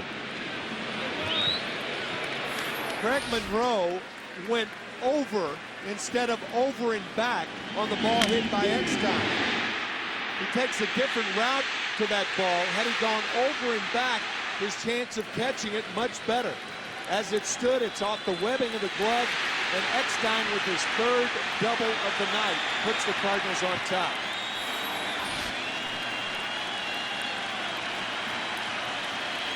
Now the 1-2 to Monroe.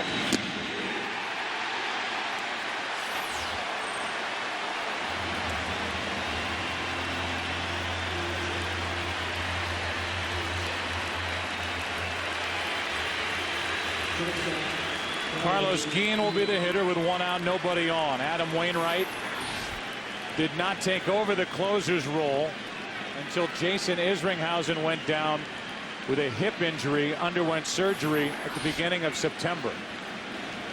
Wainwright, the 25-year-old rookie right-hander, has not been scored upon in this postseason. He allowed an inherited runner to score in the eighth. He's recorded 3 outs in this game, 4, all by strikeout. Here's Guillen.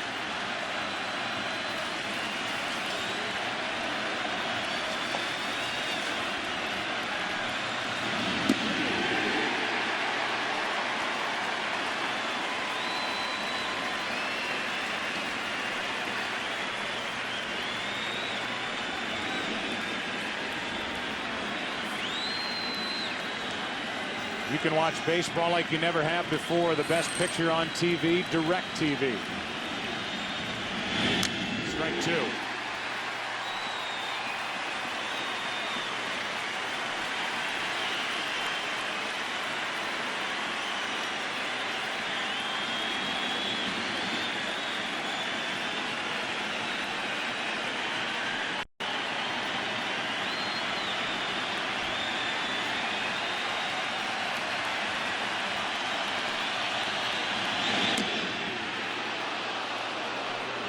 Ball one.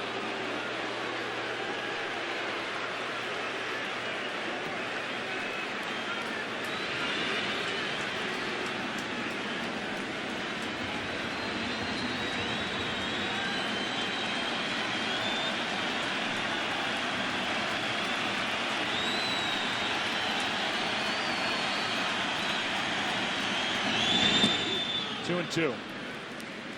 If the score stays as is, the Tigers will talk about Granderson slipping in center, the throwing error by the pitcher Fernando Rodney, and the ball off the webbing of the glove of Monroe in left.